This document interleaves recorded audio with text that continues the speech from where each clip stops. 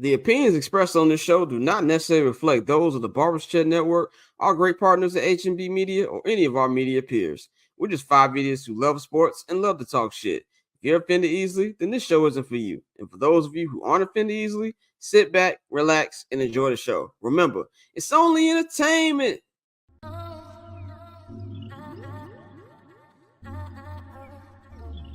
So cool. Triple double hat trick, I know the code too. Ice trade, go for trade, yeah we cold too. Getting paper on these player haters, old news. Money on the other line, so I'm not gonna hold you. Money on the other line, so I'm not gonna hold you. Money on the other line, so I'm not gonna hold you. Money on the other line, so I'm not gonna hold you. Money on the other line, so I'm not gonna hold. My agent just said we made 100 flat. Make it back and make it stack. This like no Steven Jack. Put my rings up in the camera like I needed that. Up in the air and at the rim is where I meet them at.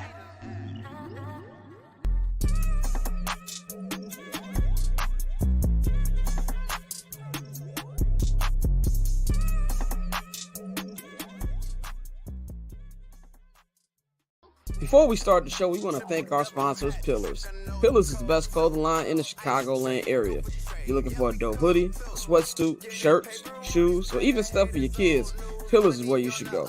You can visit any of their 3 store locations in the Chicagoland area or visit pillarsclub.co and order online. Ladies and gentlemen, what is going on? It is another day, another Monday, another edition of I'm Not Gonna Hold You. We are back. It is your host, Scott Lewis. You know where to follow me on Twitter and Instagram at Barberchair Scott. You can follow the Barberchair Network at BarberchairNet on all social media platforms. Follow HMB Media at HMB Media TV on Twitter and at HMB Media on Instagram. Follow us on Patreon. Subscribe to us on Patreon at patreon.com/Barberchair Network and get in tune with our sponsors, man. Of course, our sponsors are Pillars. You can go to pillarsclub.co. You can go to pillars_club on Instagram, or you can visit any of their 3 Chicagoland store locations. There's one in the West Loop over there on 1167 West Madison Street, one in the Chicago Ridge Mall, and one in the Orland Park Mall, man. It is Monday, June 17th. 2024. We've got a pretty packed show for y'all, man. Sorry about us being on CP time. The pre-show meeting was very entertaining. So yeah, sorry y'all missed out on that. That might have been better than half the show that we're gonna have today, but we got a good packed show for y'all. We gonna have the homie Damien's gonna be joining later on in this hour to talk some WNBA.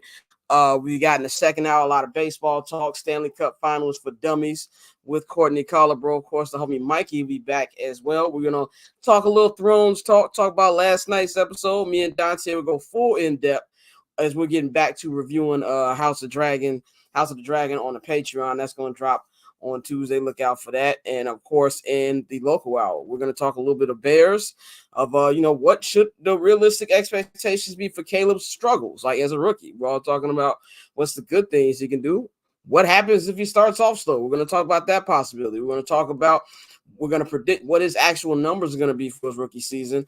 Is Keenan Allen here for a short time? And also, what's going on with this building? What's with this new stadium project? Some comments by Kevin Warren made over the last couple of days made me think that joint might not be coming anytime soon. And also a funny thing, we just had on the local hour on Friday, me, Pavi, and the homie Big Dave from CHGO gave our plan on how to fix the Bulls. Then we heard about Alex Caruso trade today that probably could have helped the Bulls. So we're going to talk about that and why they are in the circle of hell. Right now, I'm going to bring in my co-host today. We've got Dante and JR Bang. You can follow Bang in all social media platforms at JR Bang. You can follow Dante at Octobersonte on Twitter. Do not look for him on Instagram. He will come look for you. Shout out to everybody in the chat. Gustavo, what's going on? He said, did y'all see Chief Keef moving to the president? Yeah, man. Shout out to Keith. Shout out our guy Murphy. Shout out our guy Peter Pan. The guys who are behind getting Keith to come back to Chicago. So if you are a Summer Sessions fan, you might want to listen to this week's episode. We gonna get because I got gripes. I got gripes. Well, I just want to say, Merck did offer me a backstage pass, but I turned it down because I was. Oh! You should have called it, nigga. I would have flew up for that. I didn't know Dante got a shot of Compound V and was just. Oh yeah, we healed up real quick, baby. Now, Scott, you saw what I text you. You saw what I text both of y'all. I didn't see what you text us. Talk about text you and Merk. Oh, you talking? Oh, yeah. Well, to be fair, I asked Merk, and Merk said, "I got you." I was just like, "Nah, I was joking. I'm not really finna be going out there at music festival, but I was offered one." Our last episode of Summer Sessions tomorrow. Y'all be prepared. Last episode of Summer Tune in for Summer Sessions this week, man. But Bang, how was your Father's Day weekend? Stressful. Just like Father's Day off for fathers, Day. Nigga, Father's Day is another day for fathers. Mother's Day, if everything goes well, is the pomp and circumstances. Father's Day is be like, all right, nigga. Well, I feel like fathers. Thank you for staying around. I don't have kids yet. I call it thank you for going to the corner store and coming back today. Yeah. As I always tell my dad, I be joking with him like, thank you for actually coming back from the store. You know, but, yeah. You know, we got my dad a nice little jacket, a nice card, and you know, the nigga had us some cake. Was able. He had the living room to himself. My mom went somewhere else. That nigga had a good day. But Dante, how was your weekend? I was messing with Dante on Saturday. I was like, I know this nigga not on the rooftop after missing Friday show. I'm like, this nigga here like you. Nah, bro. I'm feeling like a brand new person, bro. Yeah. I tried but like Thursday. If you go back and watch the Hot Corner, bro, I'm shaking through the whole show. That's why I was messing with Dante. This nigga was shaking like Michael J. Fox. Yeah, like I was legit sick as hell. But no, Saturday woke up feeling a lot better. And shit, now we back at it, bro. But my weekend, I just chilled at the crib trying to get right. Yeah, I was like, this nigga on the rooftop talking like James St. Patrick. I was like, if I didn't do the show on Thursday, I'd have thought this nigga was playing me. Yeah. but my weekend, man, I ain't do much. I chilled. One thing I will say, you know, it's summertime in Chicago and every other story is boat. I just want to say this because we see all these accidents that happen in these boats. Y'all gotta stop being in these boats with niggas who got one hand on the wheel and one hand on the bottle of Hennessy. Okay, like we gotta stop. Then you be in the middle of Lake Michigan, wonder how you gonna get back. I'm not trying to poo-poo nobody fun, but if that nigga ain't actually drove a boat before, it better not leave that dock. I'm staying right there, and it's starting to become like Lake Lanier. Like every weekend we hear about people disappearing, and people don't realize, bro. Like you jumping off these boats in the lakes, the current under the water ain't the same as the current on top of the water. So if you drunk, you got to really be careful with that shit, bro. Like I've been hearing the stories, and when I was kicking it with my homie at his crib, his mom, they still stay up at the crib, and they were saying, nah, bro, more and more you starting to hear people go out to Lake Michigan and they not coming back. We got to be careful. Have your fun, but at the same time, but water and alcohol do not mix. No, they don't. Nigga, sometimes like you don't even want to. You don't want the older you get, you don't want to do a lot of stuff. Drink alcohol, nigga. Like, you know, but that's it. I'm not trying to poo-poo nobody fun. Y'all do what y'all do. Enjoy the you know what I'm saying, in the summer and do your thing. But yeah. But let's get real quick before you go. Because I like you said, we don't want to poo-poo on shit, but I do got questions. When we were shorties, did they have Black Yacht Week? Do y'all remember this? This is some new nigga shit. Nigga, this didn't exist 5 years ago. This is all right. This is a post-COVID thing. Well, Chicago think they Miami now. So that's what that is. Chicago think they're Miami. I think it was probably something like during quarantine, niggas was using just to link up and be outside, and then it just became a thing. You know what I'm saying? Like when I moved away from Chicago, nigga, there wasn't that much to do out there. Like, and I was outside, nigga, before I left. I came back. I was like, what is this? There's a tons of stuff to do. Why couldn't this be around when I had energy? Like now, nigga, I don't have no energy for that. Like, not at all. My day be over. I do finish work. You trying to go outside? No, I'm gonna drink this alcohol that I have in my house for free. You know what I'm saying? Like that's what I'm gonna do. I know I sound like I'm 40, but that's just what it is. Mean, go ahead. What'd you say? I'm 42. That's all I was gonna say. Shit, I'm 42. I ain't. But shout out to all the fathers. Shout out my guy TPJ who owns H&B Media. This is his birthday today. Y'all wish my homie happy birthday. Happy birthday, my G. Well, y'all call him TBJ. That nigga's Thomas to me. All right, like Pappy be on here calling him TBJ. That nigga's Thomas. I had class with this nigga in high school. You know, there was I know I'm gonna say that we get to it. Did y'all know there was a time when I was taller than Thomas? What? Yes, there was a time in high school I was taller than this nigga all of high school. This nigga got an ungodly growth spurt in college. I promise you. He'll tell you this himself. I was taller than Thomas all 4 years of high school. This is not a myth. Graduating was like that growth plate in his foot was like yeah, wake up, this nigga. College comes, this nigga on 6 feet. Like I promise, it was the funniest thing ever. But let's get into our actual topics, man. We don't want to run too behind. Shout out to everybody in the chat. We are about 3 hours away from Game 5 of the NBA Finals, man. The Boston Celtics are looking to clinch their 18th NBA championship in franchise history. And also today is the 16th anniversary of their last championship, where Kevin Garnett did the Anything's Possible and shouted out Minnesota, Chicago, and all the Vice Lords and all that thing. So it's been that long since the last championship. They got blown out the water Friday night at Game 4. Luka Dante had a pretty good game after being killed. Really, we killed him on the show on Friday. And people would kill him in the media that whole week with the way he has played defense. It really is just effort in general. Like numbers-wise, he's been having a good series. But if you look at just the way he's been playing defense and, just playing the game, it's been real selfish, arguing with the referees and things like that. But in Game 4, he did everything but that. He was trying on defense and things like that. And so the thing that kind of pissed me off about this, first of all, we're going to get into the Celtics thing of this in a minute because they are at home with a chance to clinch. And we'll talk about the ramifications of that for the NBA. But it kind of pissed me off because I hate when people don't do stuff and then they decide to do it at the last minute when it's like, you should have did this a long time ago. Like Luka, we're not asking Luka to be a defensive stalwart, but you can at least try.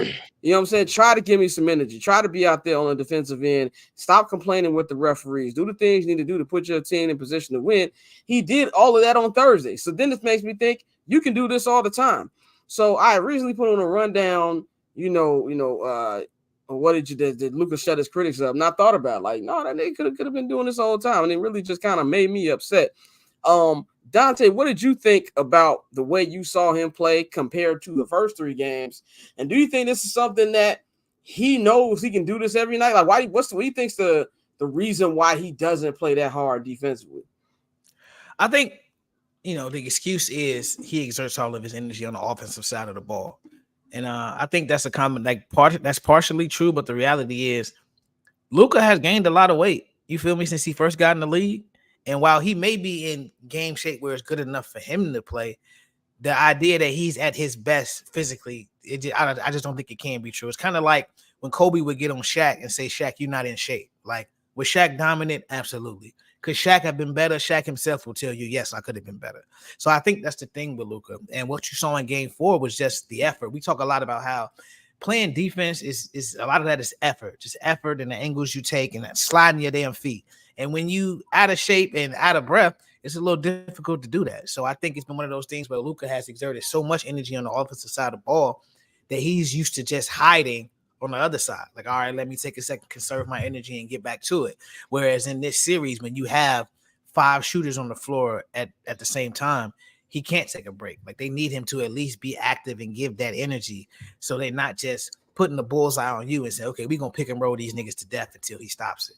So I think in Game 4, that's what you saw. You just saw more of that energy being extended to the defensive side of the ball, and he still got his on offense. So I think it's something that he can do, but in terms of this series, this shit's still a wrap. But, going forward, hopefully what I would like to see is next year, Luka come back a little slimmer and just fully commit to playing defense because it's one of those things where he's just like, yo, I'm a rest over here. I'm chilling. Yeah, I'm with Shane O'Mac, man. Like, I hear everything you're saying. I agree, but that showed me that you can try. Like, this is the thing, too. In the first 3 rounds, remember, we was like, yo, Luke was playing decent defense. Like, that was the whole thing. Him and Kyrie, they weren't locking up, but the effort was there. I kind of feel like this series, he kind of went back to his old ways from the regular season where he's not trying at all, crying with the refs. That foul at the end of Game 3, Like, why are you trying to attempt a charge when you're down in the fourth quarter and you know you got a fifth foul, you're on 5 fouls? That just didn't make any sense to me. To the point is like that whole Dallas performance. Now I get it, back against the wall time. You don't want to get swept. Boston probably came into that game like, yo, we're going to try for a quarter. You know, if it's manageable, we'll try to win this game. If not, we're going to head to the crib. We're going to win that at the crib.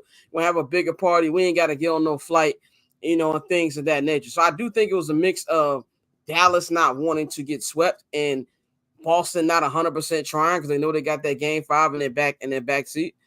But it's just, to me, the effort really just pissed me off. Now, I'm not going to go to the level of some people's the worst effort I've seen in the NBA Finals game. Like, everything's always got to be over the top.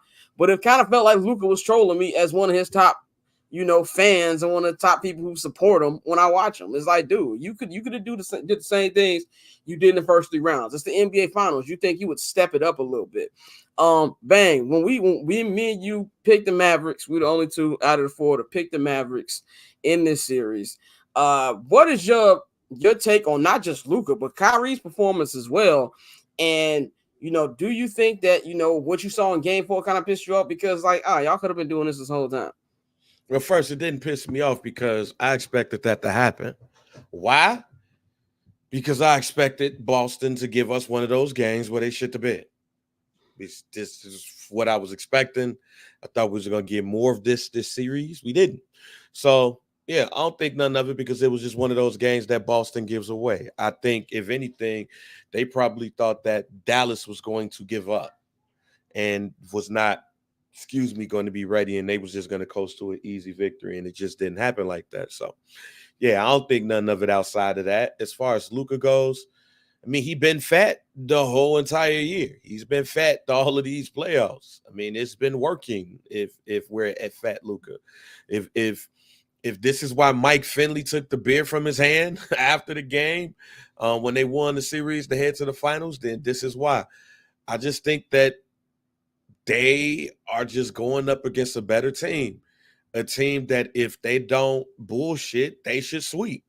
I know at least, well, I'll just speak for me. My thing was Boston gives away games. As Shane O'Mac says, they trick off games. You trick off games against Luka, you trick off 2, Luka could give you 2 more. So that was my whole thought process, especially if Luka and Kyrie are who they say or who people say that they are. Just so happens that they're going up against a more talented team. And outside of Luka and Kyrie, what else you going to get? Well, we expecting a double-double a game for Daniel Gafford. PJ Washington ain't necessarily been, existent in this series.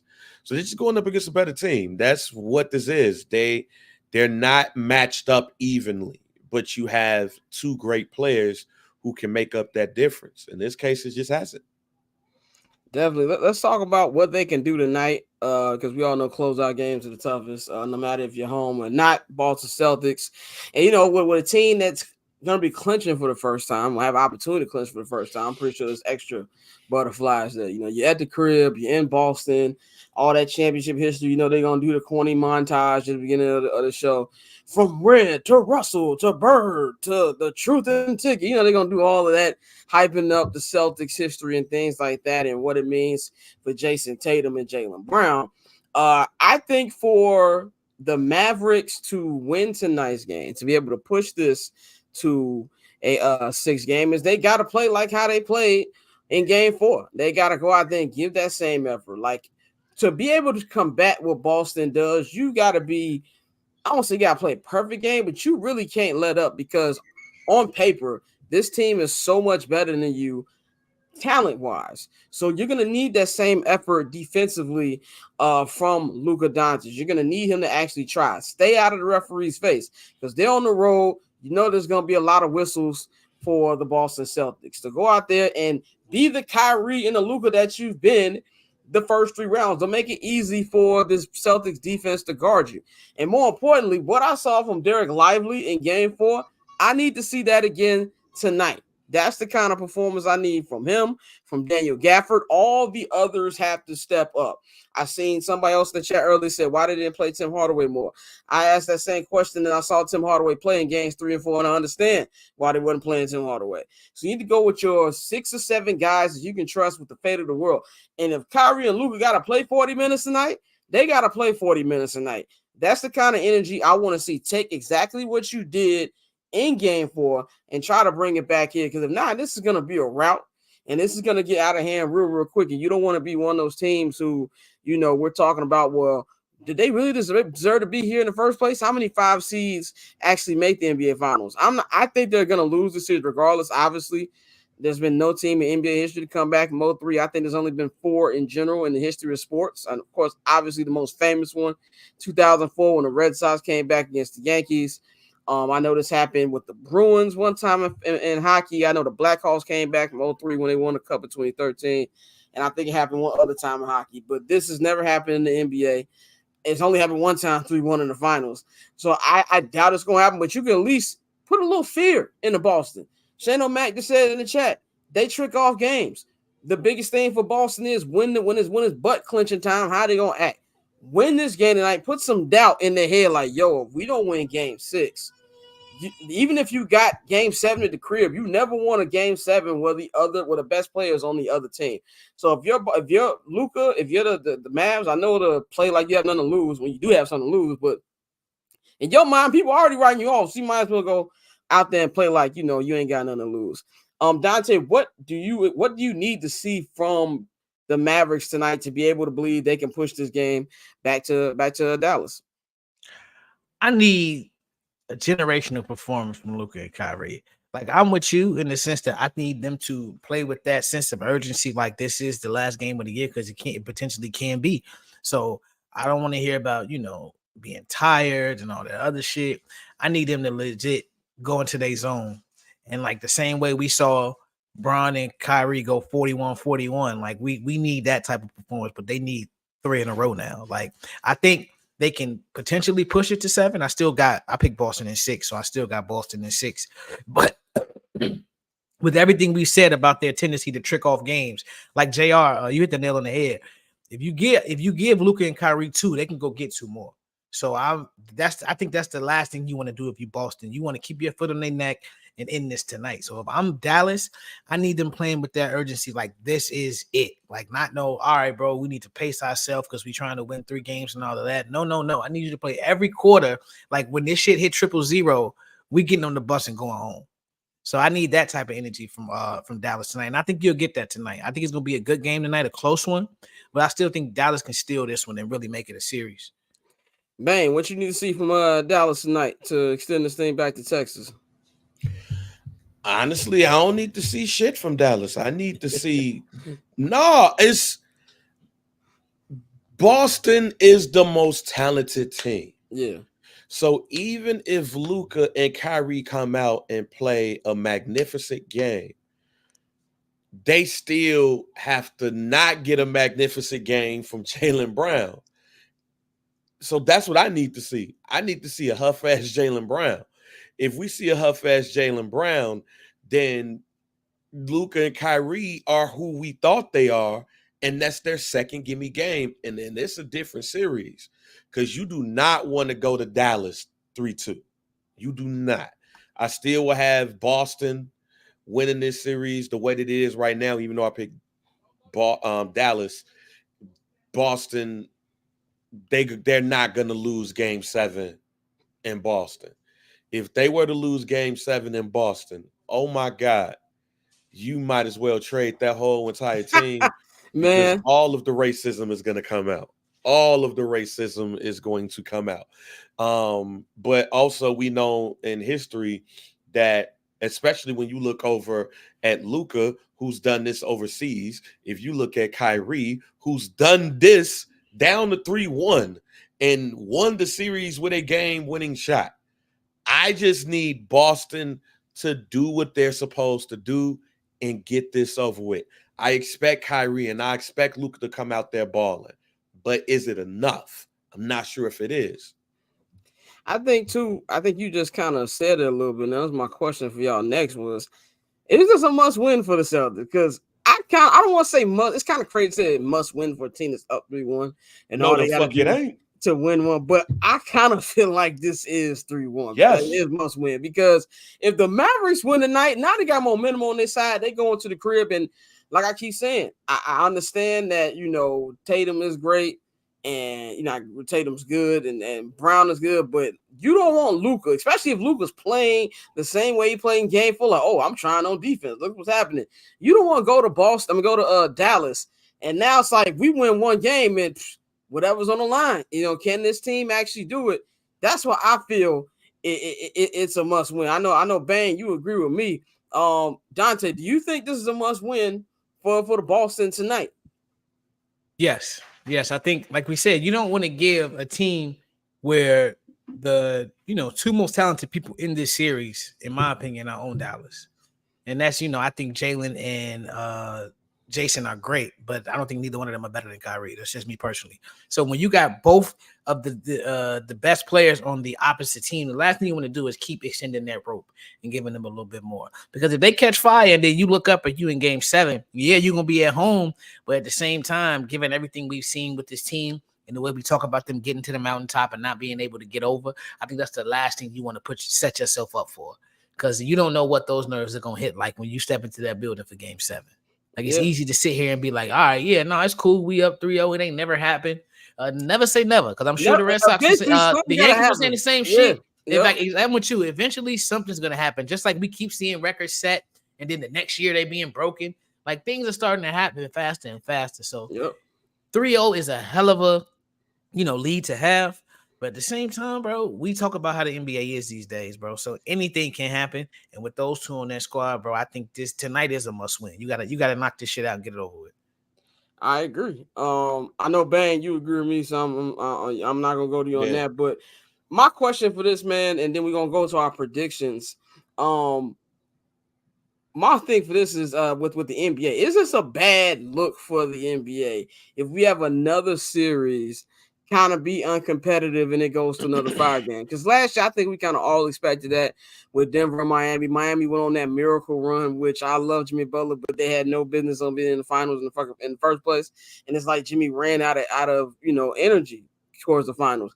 What do you think this says for the NBA? If we've been having this moving into this new era, you got two of the brightest stars in the Luka Doncic and the Jason Tatum going at it.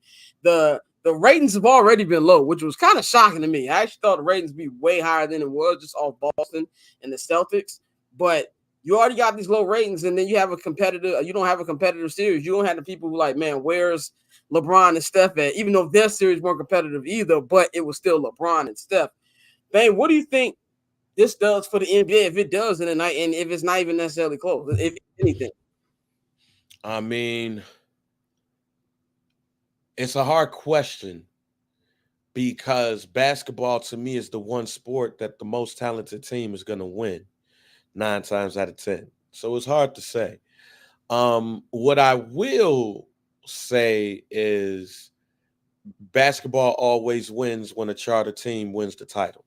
And that's the Boston Celtics. So that's the easy out here. But it's just one of those things where it's like fake parity. And with fake parity, you get situations like this. But also it's the team that had the weakest road to the finals too. And normally when this happens, the team that's over there, the battle tested team is the one that normally pull it out. But Boston is the number 1 seed and they're going up against a 6 seed. So this is what we expect to happen if things go the way that it's supposed to go. So, I mean, it is what it is at this point. I mean, I think the biggest thing is making stars after LeBron. That's what this hopefully does for Jaylen Brown, or could have done for Jason Tatum, but he's been huff these finals. So that would have been ideal to create a new star or superstar. Did y'all know Tatum was shooting 36% this year? Yes, he's been terrible. Yeah, it's been bad. It's been that's bad. The one thing I take from this. As Denzel said, I'm leaving here with something. My Tatum takes are still alive. I'll say this about the NBA thing. I think the NBA is not going to get any higher than they are right now. Like, I think for them, it's a win regardless because of the media deal that's going to get announced as soon as this NBA Finals is over. That obviously there's a demand there. People want to still watch the NBA because they're getting these high deals. That's going to lead to bigger contracts. They even made it's a nice TV deal for the WNBA as well. I just think that the NBA needs to stay in their own lane. They can't compete with the NFL. I mean, even look at today's rundown. We talking about shit that we not even gonna know for another 5 months is true, just because we're so NFL thirsty. So there's nothing they can beat them to do that. But I do think it's a rough start, and maybe that's how it always is when you're introducing new things. That you have two of your brightest stars in Jason Tatum and in Luka Doncic, and the series doesn't go as competitive as a lot of people thought, and the ratings don't reflect that. But I feel if you want to talk about narratives, thank you, Orlando. I feel if we all about stories, a Boston collapse would be amazing. Amazing press for the NBA. I'm sorry. Like, that would be, you want to talk about people talking after the finals is over? Remember how they talked about the Warriors in 2016? That will destroy all of that, in my opinion. Would never beat the allegations ever again. Like, beat 3-1, 73-9 is one thing, and you know, people still clown them even though they won 2 more championships, well, 3 more championships after that. But 0-3 to the Celtics? Nah. Dante, what do you think about, does this have any ramifications for the NBA if it ends early tonight? It doesn't. And I think this is one of those moments where, we never acknowledge this out loud, but we are now the old niggas. Like, the NBA is consumed differently than the way that we consumed it. So it's like, for the young folks who only watching highlights and clips of the game anyway, that's why I really don't take a lot of the ratings talk into too much consideration with the NBA, because you have so many different streaming deals. And so people are just like, fuck that. I'm not paying for everything. I could just go to Stream East or wherever you go to watch your games and do it that way. Like, you had a video of LeBron fucking streaming NBA games. I was about to say LeBron on Stream East. Yeah, bro. So I think that with the ratings, I always take that with a grain of salt, but I don't think this will change much because, we have a league that is so narrative driven that people are already locked in on whatever side they own. So, those who think the NBA is dying and they say this every year, LeBron don't make the finals, they're going to keep saying that. You feel me? So it's not going to change any of that. So I think that part about what it means for the league is a little bit overstated. But just in terms of what we've been talking about the entire playoffs and wanting to get these new stars out there on the main stage, I still think it's a win. So no matter what happens tonight, but even if it ends tonight, it won't be something where people are like, oh, fuck the league. The people that love the league are going to love it regardless and keep pouring into it. Very true. Let's get to our picks and predictions for tonight. Then we're going to bring the homie Damien in. We're going to quickly talk about Charles Barkley. We're going to discuss some WNBA, and Bane's going to take his break before we bring him in for the look while, because that nigga's not going to want to talk baseball. So, but let's get into our predictions for the night. I'm going to go Celtics win tonight. They clinch the title. Not only did they clinch the title, is there anything you say on there that's funny or no? No, man. Hey, yeah, Antoine Walker. Them saying Antoine Walker took LeBron James to the 50 is wild. When the fuck was this? When he was young? We been saying take him to the 50. Niggas been watching the show. Niggas been watching the show. That's why I'm laughing. LeBron at the 50 is hilarious, but LeBron at the 50 is nasty. It's a hilarious visual. But yeah, I got the Celtics tonight. I think they win the title, and honestly, I don't think this game's gonna be that close. I think it's gonna kind of mirror the game 6 of 16 years ago when they completely steamrolled the Lakers. That's why I think it's gonna be Jaylen Brown will be your Finals MVP tonight. Bang. Who you got tonight? And you think it'll be a close or it'll be a blowout? Oh man, I got the Boston with the points. Okay. And I think it was at 6.5 when I took that bet. Yeah, this is not gonna be a close one tonight. This is gonna be the Boston Tea Party, fam. Them white folks gonna be going crazy tonight. Yeah, man. Boston having too good of a week, man. The Red Sox took 2 out of 3 from the Yankees. Tom Brady got into the Hall of Fame last week. They having too good of a week. Like, well, they about to send Kyrie home. Oh my God. And Kyrie admitted, Kyrie was like, yeah, I brought a lot of this on myself. He finna get called every slur on planet. Oh my God. It's gonna be the old school slurs. They call him a moon cricket. They're gonna be out there wilding, nigga. They're gonna be acting. Like, Boston Jangles. Man, so Boston in the blowout, Jaylen Brown MVP. Kyrie gonna try to play the whole Zen role at the press conference. He gonna be stuck. So Boston in the blowout. I got Dante. Yeah. I'm gonna say Boston. Boston. Like I said, I think it's gonna be a close game. I think Boston gets it done, and I think despite the terrible shooting he's had all playoffs, I think Jason Tatum gives us his best game tonight to close it out. Like I do think that. I think tonight he really goes in and does his thing, and they win by. It'll be close, but then by the end of the game, they'll win by at least 8 points. All right. We're gonna bring the homie Damien in right now, man. Let's bring him in on the. What's going on, my brother? Shit, chilling, man. How y'all doing? Doing pretty good. We're 2 minutes behind. I told you 2:45. 2 minutes off. No, I was looking at the clock. Yeah, and we started like 11 minutes late, by the way, because we had a nice pre-show conversation. But before we get into what we're gonna talk about, I just want to do a quick, not really ad, but to let y'all know this will probably be the last week of the 2-week show format until week 1, because I expect the Celtics to win tonight. So starting July 5th, I'm not gonna hold you. The off season will be every Friday. Leading up to week 1, it will be at 6 p.m. Eastern time. That's 5 in Chicago, 3 on the West Coast. Well, basically same show. We just only doing it once a week now because it's the off season and it ain't that much to talk about. So we're gonna go over the week's events, preview the upcoming sports weekend each week. And then, of course, we're going to have training camp reports. We're going to get y'all ready for the NFL season.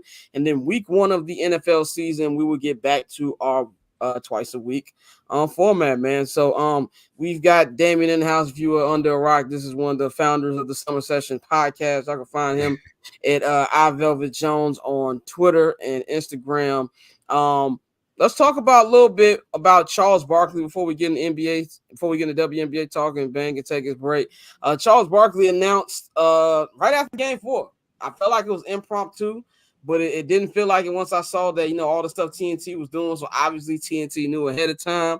But Charles Barkley announced that no matter what happens with inside the NBA, whether they come back for the 25-26 season, that he's going to retire, after his 25th year of doing media. And that's going to be in for Inside the NBA regardless now, because even if Inside gets picked up by another network, it's not Inside without Chuck. Let's just be 100% real. We already know Ernie staying with Turner. So next season is going to be the swan song for Charles Barkley and the Inside the NBA crew.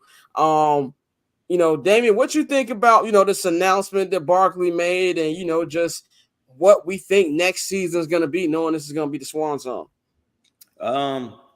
With Barkley, it's going to be a huge loss, obviously, because that's one of the main reasons that show works how it does, because Barkley's the off the cuff, like don't give a fuck what come out his mouth part of that show. It's going to be a huge loss, like, because on the TNT games, like that's one of the main reasons I even watch the game, is to see what them niggas gonna say afterwards. I think it's his loyalty to Ernie, because Ernie brought 25 years ago. I think it's the loyalty to him, to that crew, to that show. And I think he knows that it's not gonna have that same feeling if he goes to any other network. So he might as well just go while it's hot. His last season, he gonna be off the chain. He gonna be saying whatever. He gonna show up on set drunk a lot, like a lot. So the censors better be ready. He already don't give a fuck now. Like as soon as all the media deal news start coming out, you saw him. He's like, "Oh, I got to be on LinkedIn. Like I'm on LinkedIn right now, looking for a new job." So he really gonna be off the hook on his last season, and it's gonna be weird. NBA is not gonna be the same without him doing post-game shows like that. So he gonna be missed. Yeah, I think you hit the nail on the head, man. Like I don't want, like, for the NBA Finals, if it says like 7:30, I'll turn the game on 7:30. I don't want to hear Stephen A.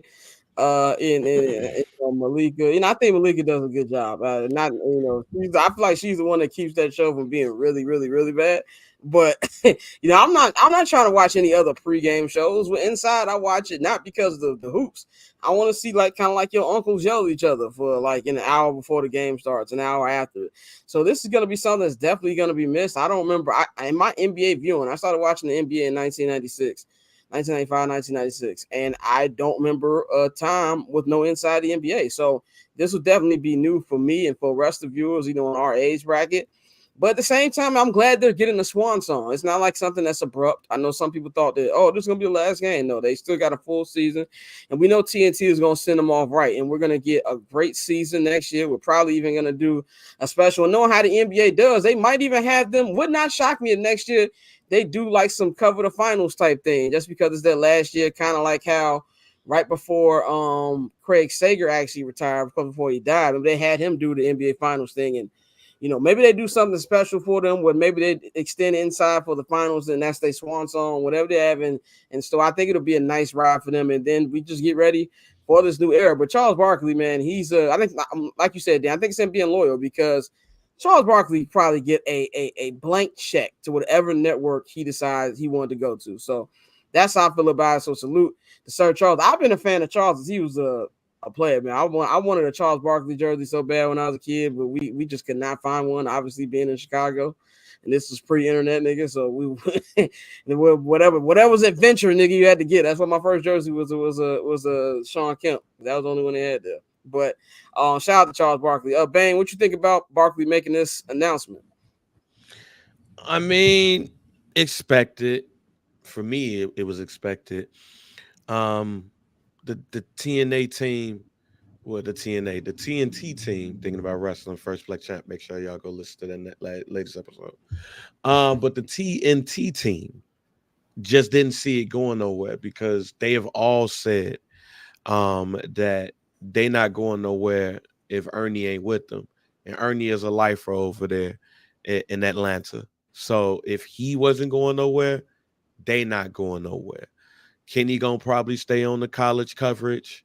Shaq might move around, possibly. And Charles Barkley going home. He can't be Charles Barkley nowhere but TNT. TNT gives him not only the money, but they give him carte blanche to do whatever he feel to help elevate that show. Like, you got to remember, this show was going on before Charles Barkley, Shaq, and Kenny Smith. So this is a legacy show, no matter what you think. It's just with this group right here, there's no iteration of this show how we know it now without the four of them. And if you're not going to have the four of them, I'm like Chuck. Shit, let me go chill. Dante, what you feel about this decision from Chuck?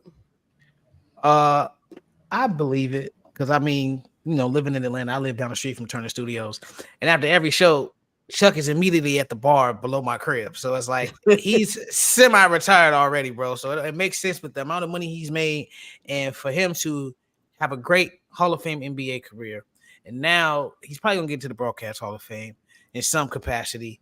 Doing that for 25 years, really, setting the tone and having the premier show for basketball. I think, I tip my cap to Chuck. Hell of a career. Like you said, is a guy who everything he accomplished at 6'4" is actually fucking crazy when you look at it. And like, I've met Chuck before. He is 6'4". Like, it's no exaggeration. Not one of those people that got, the extra 3 or 4 inches and they say they 6'8" and all that other shit. No, Charles Barkley is legit 6'4" and was a dog of a power forward. So, I mean, I got nothing but love for Chuck. Like you said, he's hilarious. Part of the reason, one of the main reasons we watch the show. But he's somebody who's actually gotten better over the years. And even though, obviously, like I said, we don't take everything he says as law, he's one of the, athletes who really showed us that just because you were great at the sport don't mean you actually know what the fuck you're talking about. But in terms of television, Chuck was always A1. So, I mean, that's something I feel it. At first, I was like, nah, he capping, depending on how much money they throw his way. But, I mean, at this point, at his age, he's made a lot of money. He's made enough to where he can just go and just relax and really just enjoy the rest of his life. So, it's unfortunate, but we knew this was coming. We knew that the show was going to be on its final year next year. And now this is just like the real, in my opinion, the real final nail in the coffin. Because like everybody said, without Chuck, you don't have a show. Like, I don't care who you try to bring in. You know, he's talking, and I respect Chuck because he said, you know, I want to, you know, pass it to Jamal Crawford, to Vince Carter, somebody else. Like, basically, you know, allowing another former player who had a long career. You come in and now you come do this. So that was dope. So I think he's done. I think he's finished for real. Definitely, man. Salute to Charles Barkley, man. Bang, we're gonna let you you know, get a little rest time, bring you back in for the local hour, man. We're gonna talk a little bit of WNBA now. Big weekend this weekend for the WNBA. You had the Caitlin Clark, Angel Reese Volume 2, which happened in what somebody called on the chat room one time. They called it the what do you call it? The Burning Cross Field House because it's Indiana. That's what they called it. So you had that. You had the WNBA Finals rematch between the Aces and the Liberty that happened in Vegas this past weekend. I just want to stick to strictly basketball this week. I don't want to talk about the political implications of something that was clearly a flagrant foul on Saturday. Damian, what did you think about what we saw this weekend with Angel Reese and Caitlin Clark? They beat them twice now. And you can see like kind of the beginning of a rivalry between not beginning because it was in college, but we're seeing it on the grand stage now. What do you think about the basketball that happened in that game this weekend? I think as far as Indiana, I think they're finally like figuring out like the style that they want to play. You know, I think Caitlin had one of her best games of the season.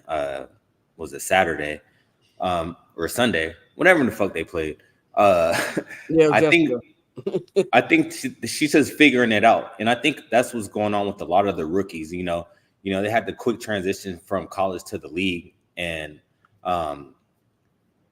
as time goes and more games that get played, I think they're just figuring out, you know, the physicality, you know, where they can make their impact on the game.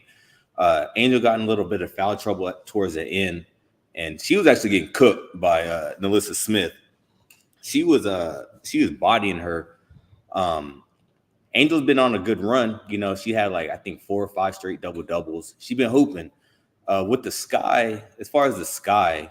I think they're trying to figure out their backcourt. Like their front court is solid. The front court, they got a lot of talent on the front court, but their backcourt is where they're having issues. None of them play defense. Like none of the guards for the Sky play defense. Like it's a cone. My girl Diamond DeShields, loved her since high school. Loved her since she actually first signed in North Carolina. Well, that's why you like her. You know, I kept my eye on her. Exactly.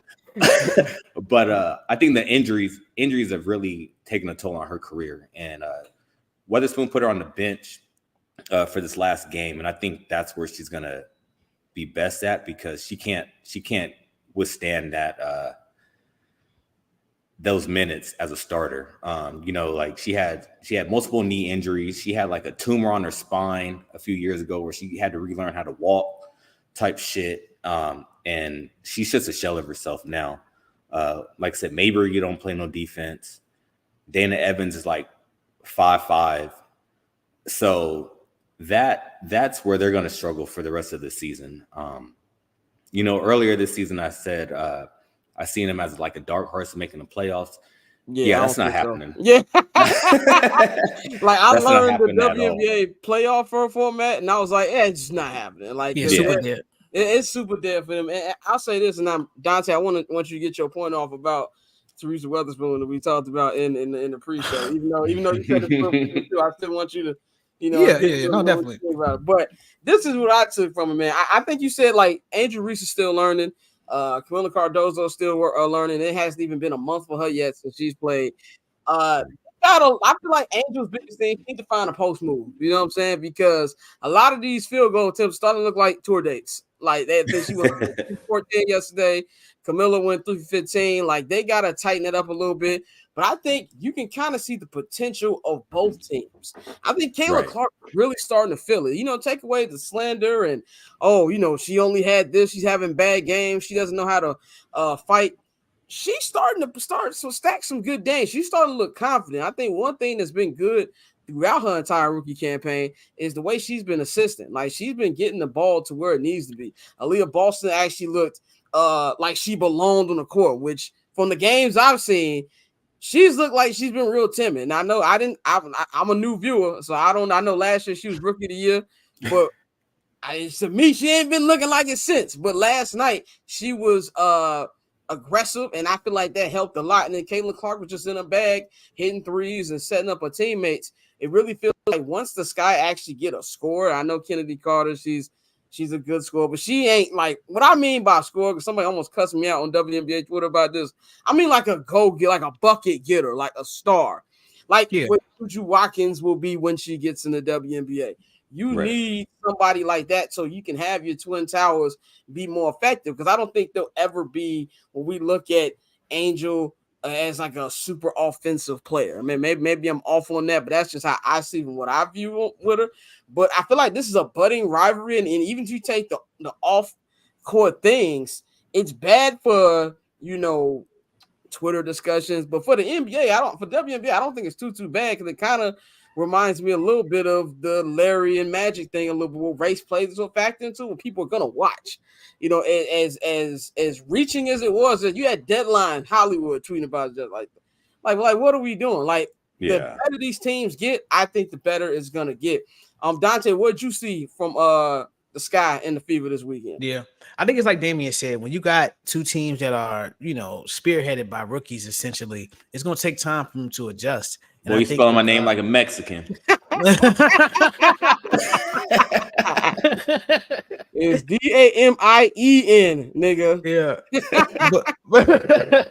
But no, and like when you talked about Aaliyah Boston, I think with the Fever, they're learning to not just try to rely so heavily on Caitlin Clark. Yes, she's great, but they still have a team. You still have the rookie of the year from last season on your team. So you're seeing them start to run the offense through her more often during the fourth quarters, as opposed to just having her be a decoy and we try to run everything through Caitlin. For Caitlin Clark, I think she's finally starting to adjust to the speed of the W. Because like we said, they had the NCAA tournament. They graduated. It was like 3 days, and then they went in training camp. So, they haven't really had time to work and to look at things that they need to key on and adjust. And so I think so far what you've seen with both teams being really young, is that adjustments are happening on the fly. And as for what we talked about in the pre-show, it's still early, so I'm going to stall her out. But Teresa Weatherspoon be getting her ass out coached, bro. Like, how many games have you watched them battle back, claw back, playing team ball, team offense? And then whoever was getting the buckets, you take them and sit them down. And now we got to force Mabry to try to score every time down the court. Or it's Kennedy who has to try to score every time down the court. So it speaks to like what you say about needing to score. But I also think, again, that's going to take time with her and her first year with the team, knowing what she has, what she doesn't have, and how she needs to mix it. But like you said, with the backcourt, with Dana and Mabry, Dana and Kennedy, they don't really play together. Like, they never played them together because of the defensive issues. But at the same time, those are probably your two best scorers outside of Mabry. You feel me? That can actually try to get something going. But because the defensive issues are so bad, she refuses to play them together. So that's something they're gonna have to figure out. We know they don't have that draft pick this year, so everybody's saying tank. You can't do that. And that's what I said too. I just found out about that Mabry shade, but that's real. Arcturus Carnisova's West Side West level of trade. And it's crazy because the scorer they need was on the team, and Kalia, but she's in Phoenix now doing her thing. So that would have been great. Killing it, Phoenix. Yeah, she that would have been great. Last week. Yeah, so I mean, unless they, which I still think with the talent on the roster, it's going to be tough to do this next year. But I already gave Scott the slogan: we got to be doo-doo for Juju. We got to be doo-doo for Juju. That's what it is, baby. We got to lose out. You feel me? And get that number one pick. So I think with those two, that's really what it is. Two young teams who I think, we talked about the Bird Magic aspect of it, and the fact that the teams are in Chicago and Indiana, two states that often, clash based on, personalities and what the people want. It's perfect. Like, we could talk about the negativity and all of that, but like we always say, man, just ignore the idiots and enjoy what's actually going on. Yeah. Like, it's still some nice young hoopers playing, and we could take the race shit out of it. It's good basketball. You feel me? This is good for the W because they've been looking for something like this to bring more eyes on. And those new eyes are now seeing, oh, wait, you got Asia Wilson over here. She cold as fuck. Oh damn, Stewie over there in New York doing a thing. Sabrina's nice too. Like Kayla McBride up in Minnesota, she's cooking motherfuckers. So like you see that it's a lot of talent in this league, and it's such a small number of women in the league playing. And so I think it's all positive at the end of the day. No matter how people try to spin it, it's all positive. Mm-hmm. And I think too, you said Juju in Chicago would be crazy. First of all, have you said, I don't know if y'all looked at the ticket prices. The Sky didn't found out niggas want to watch them because it's looking like the prices for Sky tickets now for nosebleeds are the tickets you pay for nosebleeds for the Bulls now. Like, so somebody didn't figure it out. Oh, we got a star. Oh yeah, no, Angel moving the needle is undeniable. No matter how much, like I saw fat folks, Jason Whitlock try to shit on her and say, well, Angel Reese only sold 10,000 tickets in DC while Caitlin sold it out. It's like, well, yeah, the Mystics only sold 10,000 tickets and they sold it out. So like, had you had a higher capacity, people come to see Angel. Like, she also, moves it's Indianapolis. There's things to do in Chicago in the summer. Like, I hate to break it to you. It's Indianapolis. Nigga, there's nothing to do there but to watch Angel Reese. They ain't got no baseball team, nigga. Triple A team. They got the Fort Wayne Wizards out there, nigga. They ain't nothing to watch in Indiana, nigga. But yeah, and Angel outside. Like I said, I don't think there's a more perfect city for her. Angel went to, they played the game. She was at Chief Keef concert last night. You know what I'm saying? So she out here doing the thing, and the Sky was like, we should charge more.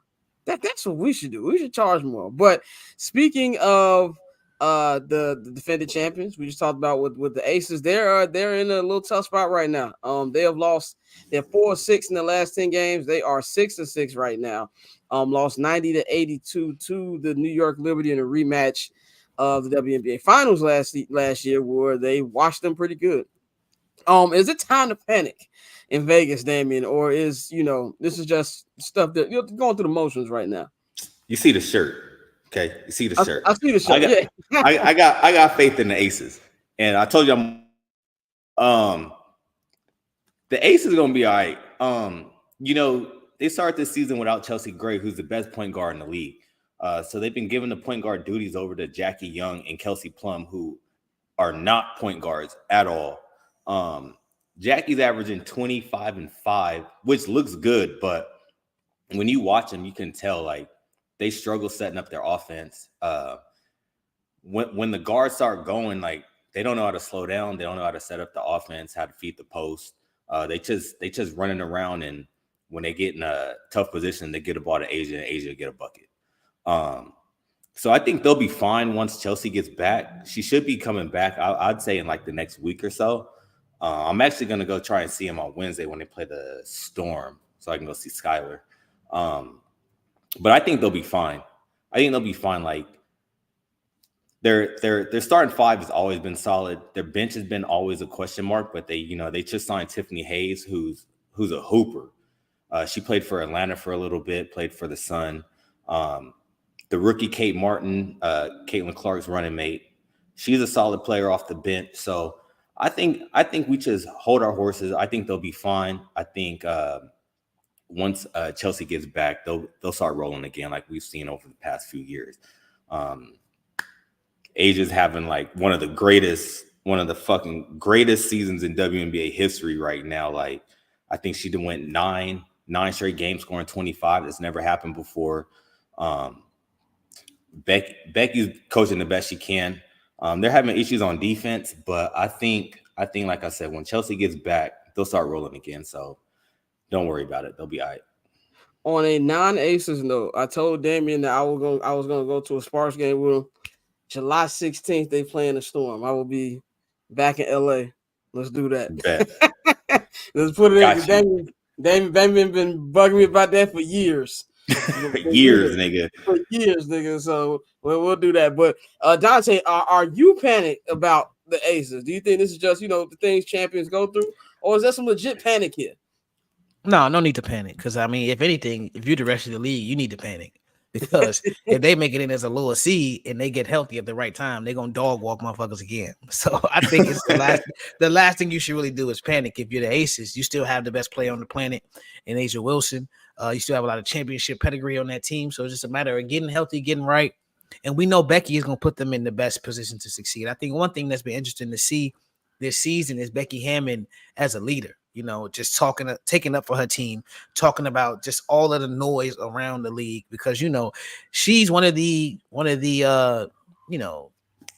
founders of this league. You feel me? Like the things that she did when she was playing, she's one of the reasons the W is where it is. And so to see her take these young women under her wing, and there's been talk about her going to the NBA, and she shut all that out. Like, nah, I'm in Vegas.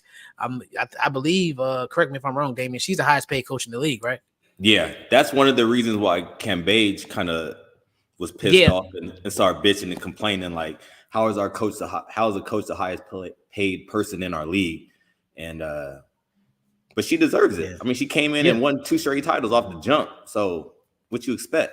Pay me. Yeah, exactly. Yeah, so that's the last thing. I would panic. No, like just you gotta get healthy, get right. Like you said, you have a great team and you're still missing great pieces of that team, bro.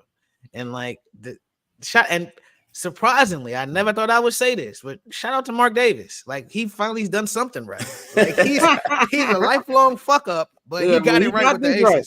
He got this right. And he funny because he don't fuck with the Raiders at all. Like he fuck with the Raiders, but that nigga be at every Aces game. He be at every. I remember he was skipping Raiders games to be like, "No, I'm going to the Aces." Like I know they'll win. This how even nigga Tom Brady came to the ring ceremony like he be at every game. Like Tom Brady, like, nah, nigga, I'm be. And he gave a speech right before the rings got passed out. I didn't know Tom Brady even owned part of the team. That's how you know they got in when it was hot. Yeah, that's how I know they moving the needle. They had Bron was there on Saturday. Dame Lillard, Bam Adebayo. Dame was just happy to be in the city to got things to do for one night. That nigga was cheesing like a motherfucker. But one last time, we're gonna bring Courtney and Mikey in about 5 minutes for hour 2. Let's talk about the Connecticut Sun, man. Right now, the Connecticut Sun, they are, killing things in the WNBA. They are the number 1 team in the WNBA. By the way, I was very sleep on Carrington. I'm just gonna leave it at that. With my man Rev Lonnie, I said, "Damn, did my eyes?" That's how I felt when I watched that last game. I was like, okay, I was not aware. But Rista Smith gonna dive on your ass, boy. Better relax. Oh yeah, Nalissa Smith on the fever. That's her boo. She actually I can't say what's on my mind right now. So she actually left Indiana. She actually left Indiana and went to a couple of the Suns games. Like, fuck it. We lost another one. So the Sun are 12-1. The Sun are 12-1 right now, number 1 in the WNBA. I know all the talk has been around the New York Liberty, obviously, because they were in the finals last year, and they're having a pretty good. They're only a game behind them at 12-2. Damien, do you think that should there be legitimate championship talk for the Connecticut Sun, or are they just a regular season team in your opinion? So you know who the Connecticut Sun are? They're basically the Celtics. Okay. They've been in the semis and the finals multiple times over the past few years, but just have never been able to get over the hump. I'm still hesitant on saying like they're gonna be like front runner for the title because they're not a good 3-point shooting team. Their best player is a Draymond Green clone. She got one arm. She averages like what 13, 9, and 8 or some solid like that, which is great in the W. But when it comes to a team needing a bucket, as much as I like DeWanna Bonner, I don't think she's consistent enough that you can rely on her like in clutch moments. That's why I think when it comes to the playoffs, they constantly fail and don't get over that hump. So like they're gonna have a great regular season record. What also helped them is they played a lot of sorry teams to start off the season. I think they played the Fever like 3 times. They played like Atlanta and a couple other teams that's struggling to start off. So it kind of like bolstered up their record. Their one loss was the first game they played against the Liberty. So like the first time that they had a tough matchup, they lost. A team that I think is going under the radar that could be a real competitor for the championship is Minnesota. Minnesota is solid. Like their starting lineup is solid. Nafisa Collier is having an MVP season that's going under the radar. like Dante said, Caleb McBride's a hooper. You got Alana Smith from Australia that's real versatile, tall, can shoot, defend, rebound, pass, do all that. So I think, to me personally, I think the Lynx are going to be a tougher matchup in the playoffs than the Sun come playoff time. I didn't know the Lynx were tied. Well, I would say they have the most because I don't think they count the Houston Comets, which is bullshit. But I didn't know they had 4 WNBA championships. I didn't know. Oh, nigga, bro, they ran it. Maya Moore, nigga. Maya Moore, Simone Augustus. If it was not for Maya Moore's husband, we wouldn't be having some of the conversations we having. Like, I think people forget how Maya Moore was a fucking dog, bro. Like, and that might be an understatement of selling Shorty short, but like, no, Minnesota, they were cold. They got 4 basketball Hall of Famers on a team when they had they run.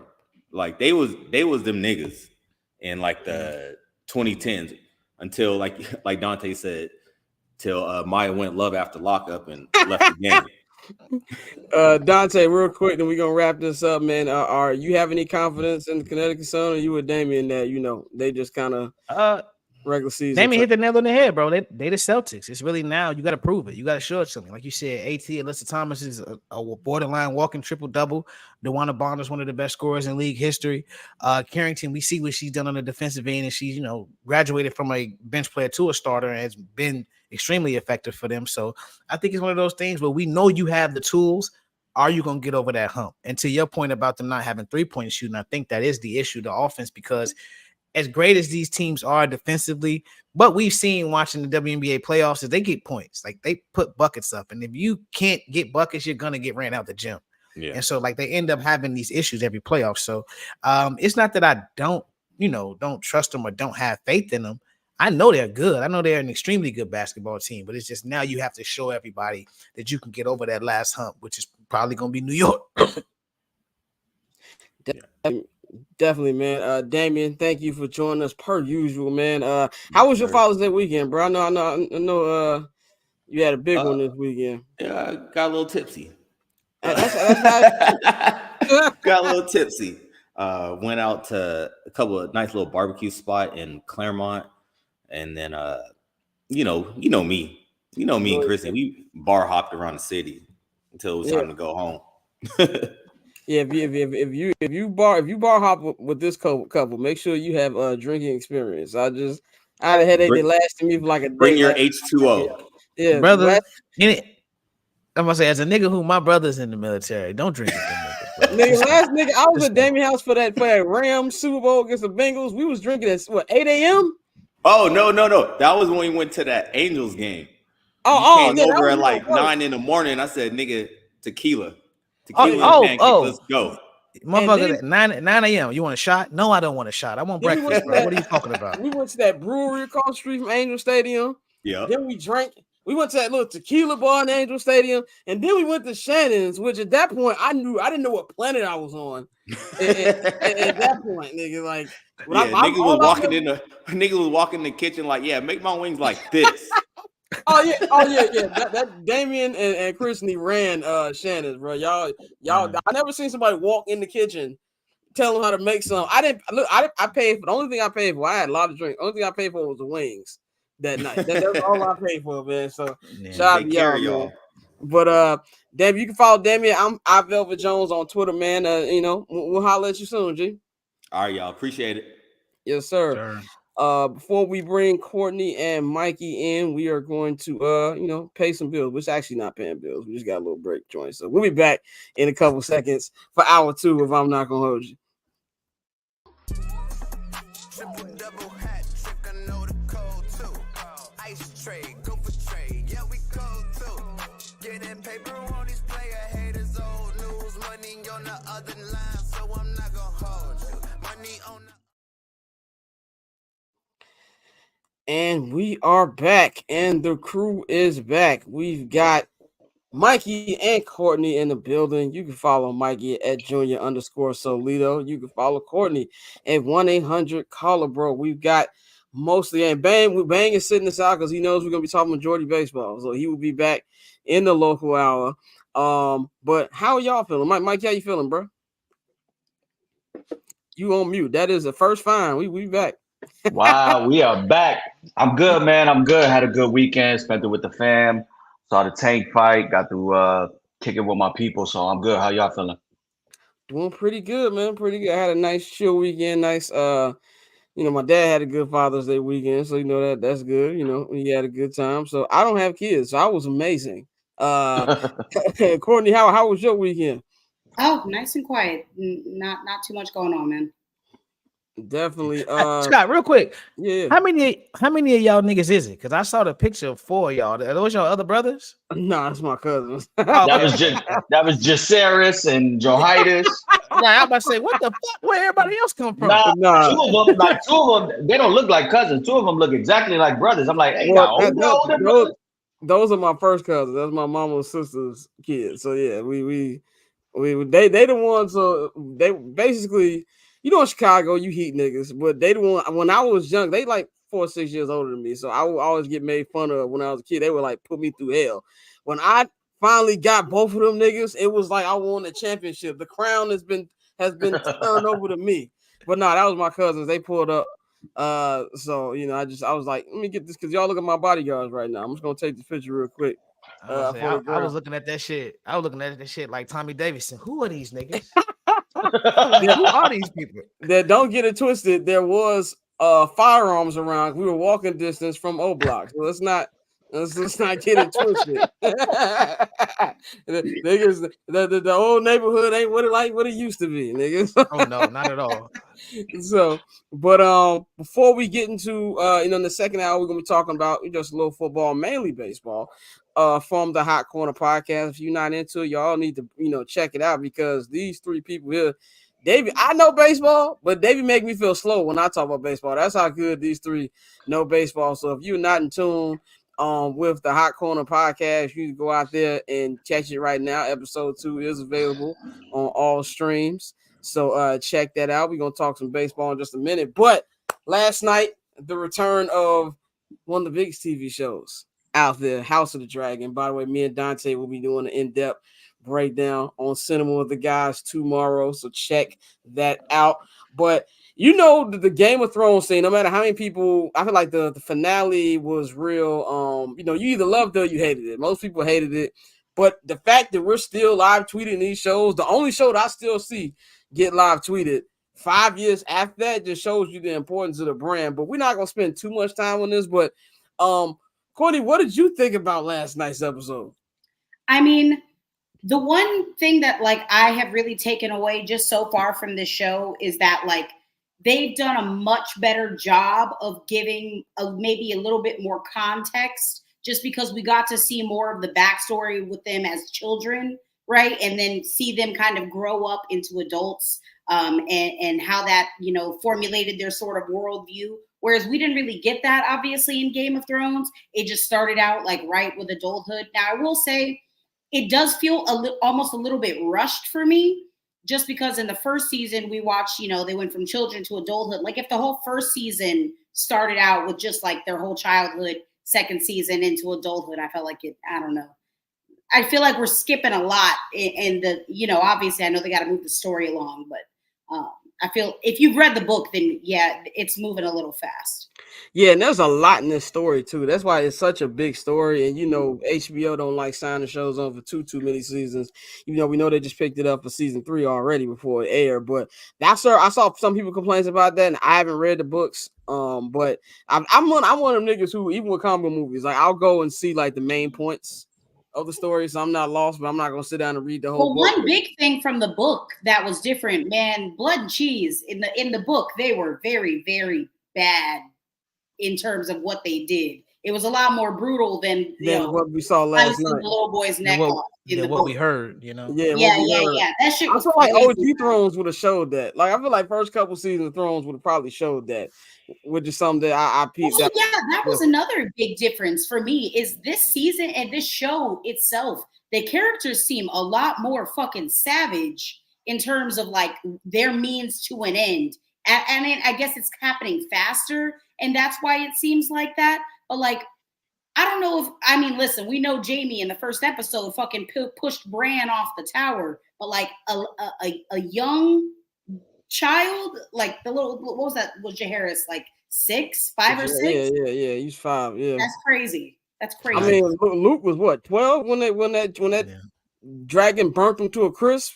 But Mikey, what'd you think about last night's episode?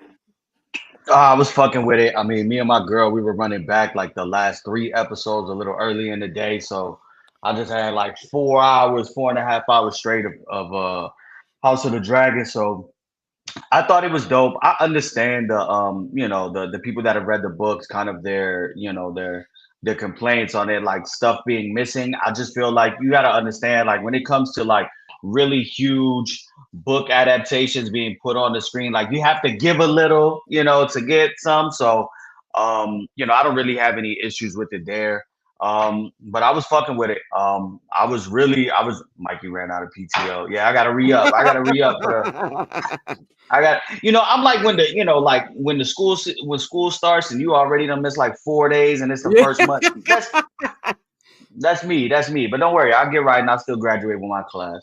Right. But no, I thought it was dope. I wonder if because it was a child, they didn't really like show like an actual beheading. We know Thrones is gruesome, but like if you kind of think back, they never really actually show harm to a child. I will say I felt the way when they kicked that dog. That shit is not cool. A lot of people felt away when they kicked the dog. Yeah. I was like, hold on, I didn't see that no animals were harmed in this disclaimer. What the fuck? But I was fucking with it, man. Really dope episode. Really good first episode. Yeah. Me and Dante go Allison. Hey, man, I almost turned the team green, brother. Boy, she was getting it in. She was getting it in, wasn't she? She was active. Yeah. Okay. I need that King's Landing OnlyFans promo code. Promo code. They ain't got soap. 3 shillings a month, my nigga. She got you. Dante, what's your brief feelings on the code? Of course, we're gonna go, in depth on it tomorrow. In order to hear my views, please subscribe to the Patreon for $5, and that's all I got for you. That's all you got for it. Saint, I'll say this: great start to the show, to the season. I haven't watched anything Thrones related in 2 years since the last season went off. Like it had me. I ran back season 1 of the original Thrones today. I was like, I ain't done a rewatch in like 3 years. I made me start my rewatch. So I'll go more in depth tomorrow. But I'll just say for the first episode, I was pleased. When I saw the title was Son for a Son, I was like, oh yeah, we getting to it. I didn't think they'd be killing kids in the first episode.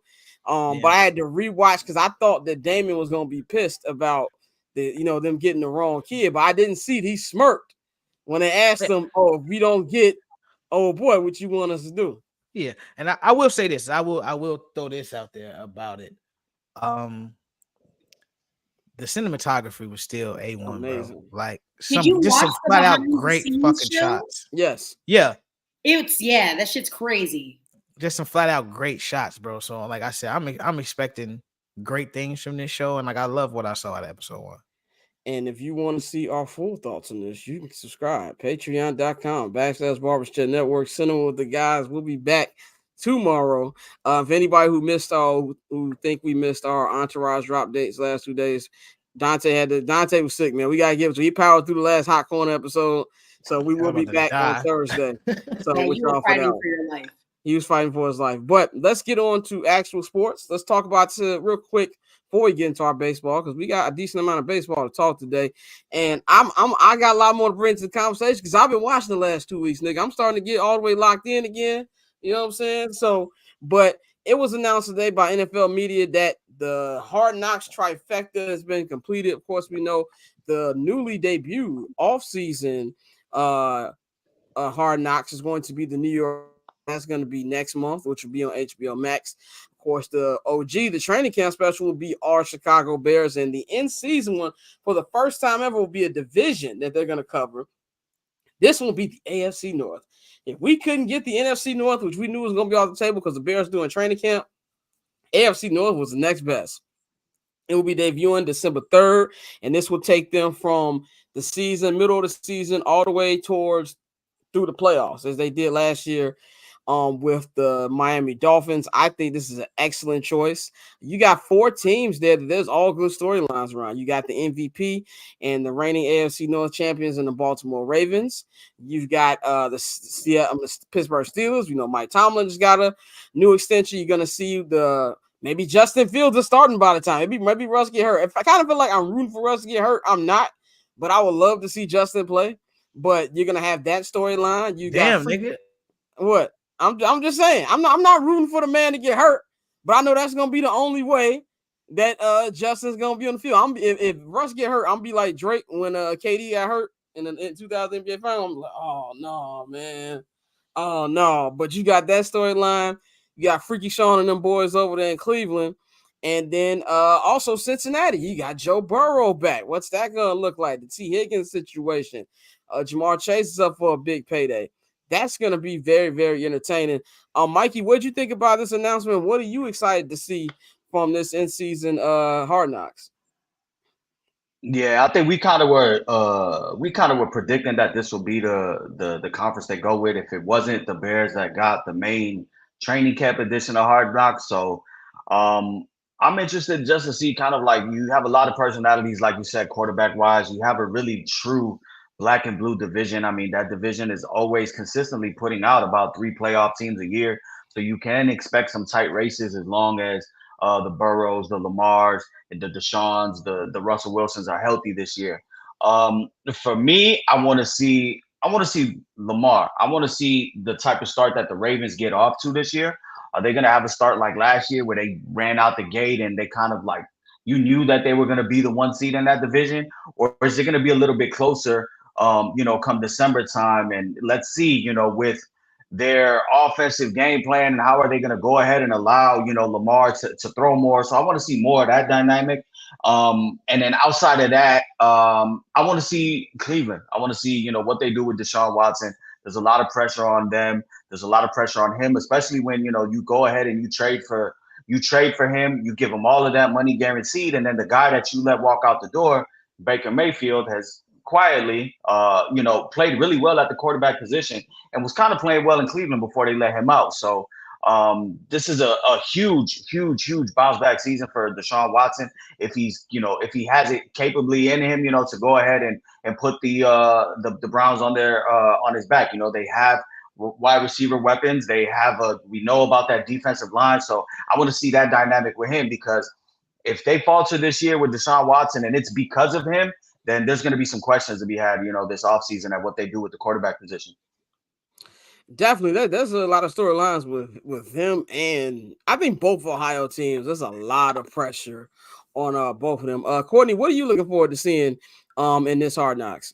I'm really not. I hate reality TV and Bravo, fucking Real Housewives, Hard Knocks. I hate it all the same. I feel like you have to like almost kind of conjure up storylines to a degree. For what, man? I don't care. Just play fucking football. Just play football. That was very shocking. I think you're probably the only woman I know who don't like. I hate that shit. It's all just so fake and contrived. Like, it's not actual reality television. And also, if I'm a player, I wouldn't even want that shit all up. First off, you're just inviting additional media scrutiny. You're already under a microscope as is, and now you're inviting cameras into your highly performance-based fucking workplace for more media scrutiny. Absolutely not. Absolutely not. I hate Hard Knocks. Go ahead, Dante. If you great, that shit don't matter. Like fuck all that. Like, I feel you, especially like because reality TV, as we all know, is not reality. Like, it is scripted in some ways, some way, shape, or form. They find a way to fit it to what they wanted to do. But I think in terms of this division, this is gonna be great television. Like, because we talk about the battles in this division every year, and then you already have the new storylines that have been added with Russell Wilson, with Justin Fields, with the stinker that Lamar put up in the playoffs.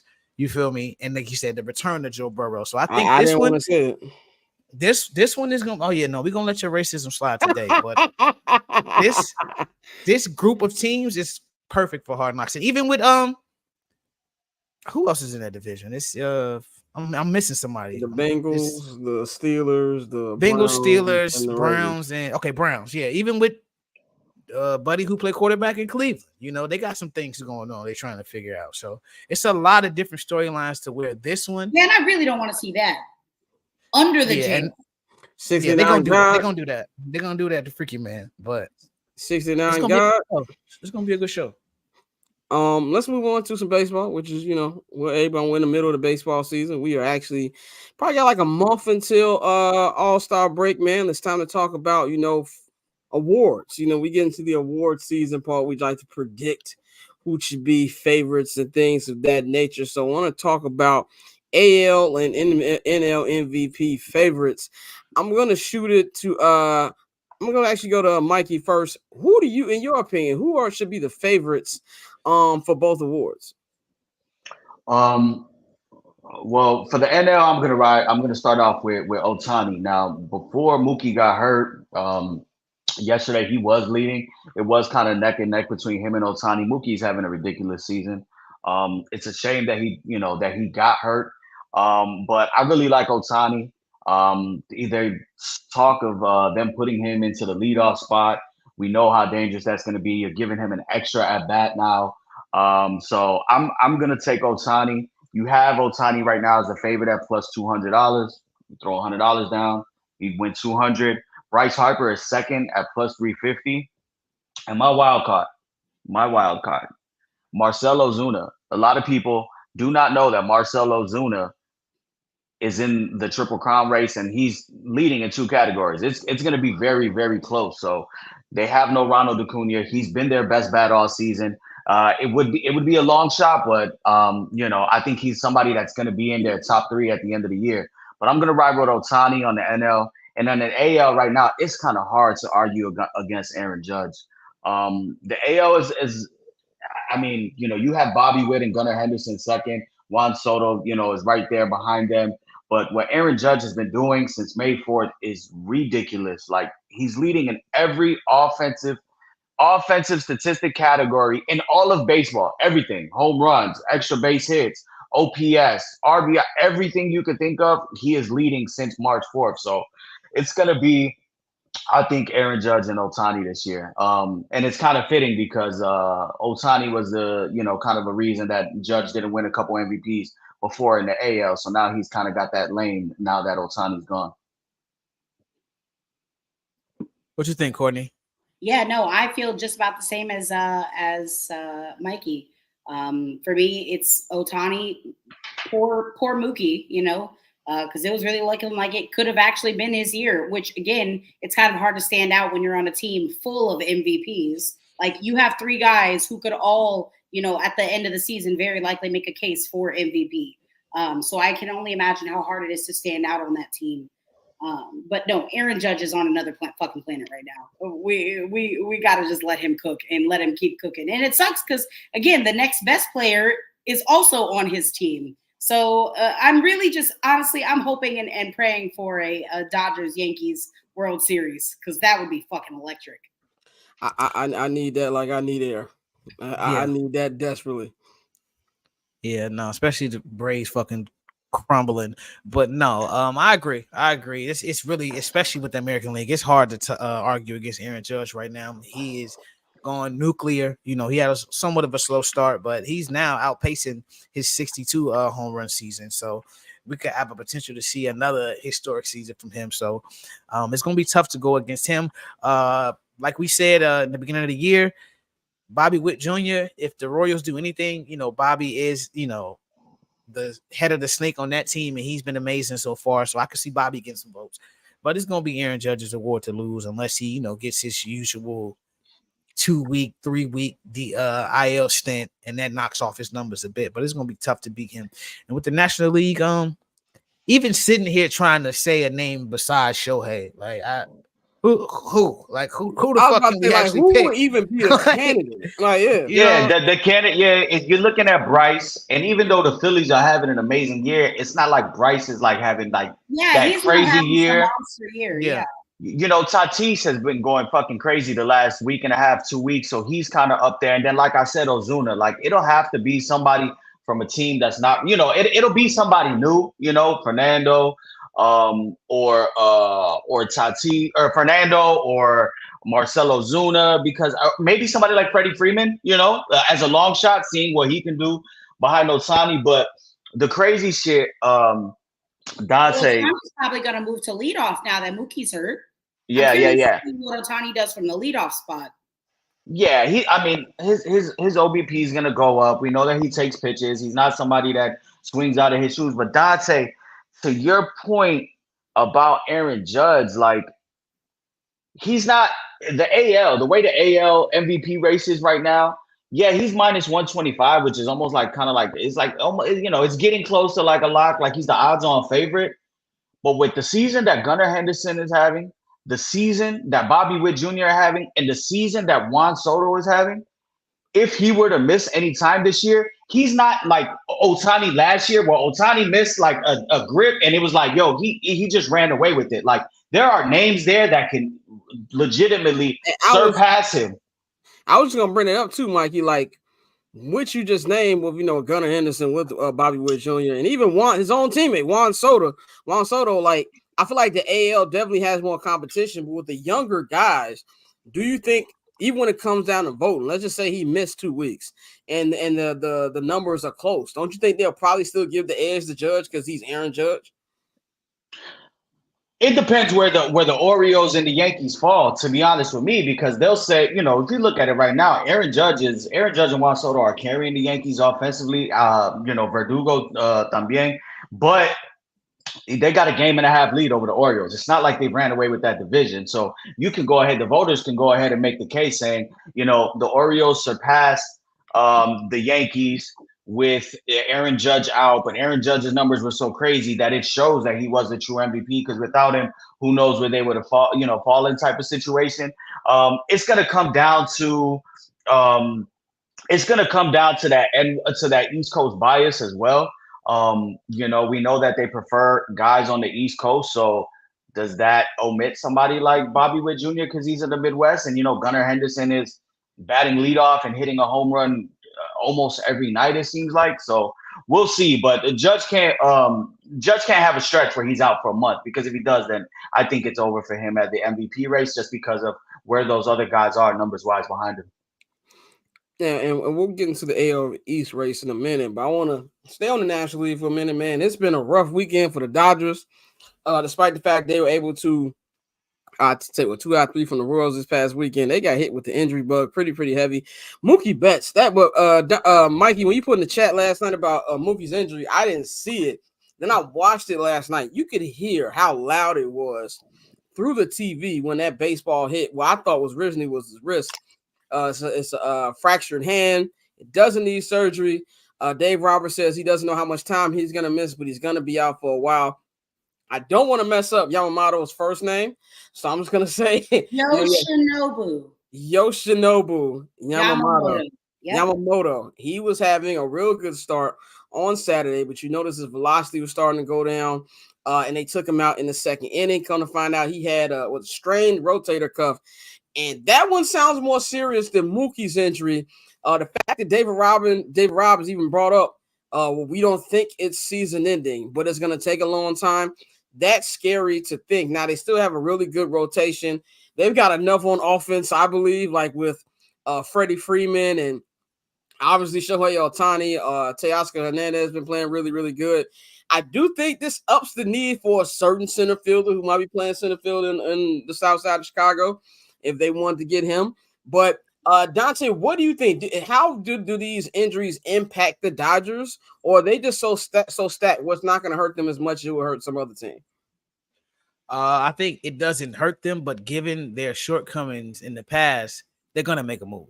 Like, if it's one thing we've seen with the Dodgers, like the reason they've lost, they should have, in my opinion, at least 3 World Series, has been the pitching. So when you have a guy like Yoshi, who you brought over to be one of the anchors of your rotation, and now he's out, and it's a question of when he's coming back. He's going to come back before the season's over, but what will he come back as, the full Yoshi, or will he be on the innings limit? Will we be watching him now? Will it be more of a just taking it easy because it's his first year in the major league? So I think, you mentioned Luis Robert, but I know the White Sox said they weren't trading Garrett Crochet, but I think if you're the Dodgers, you definitely make the call.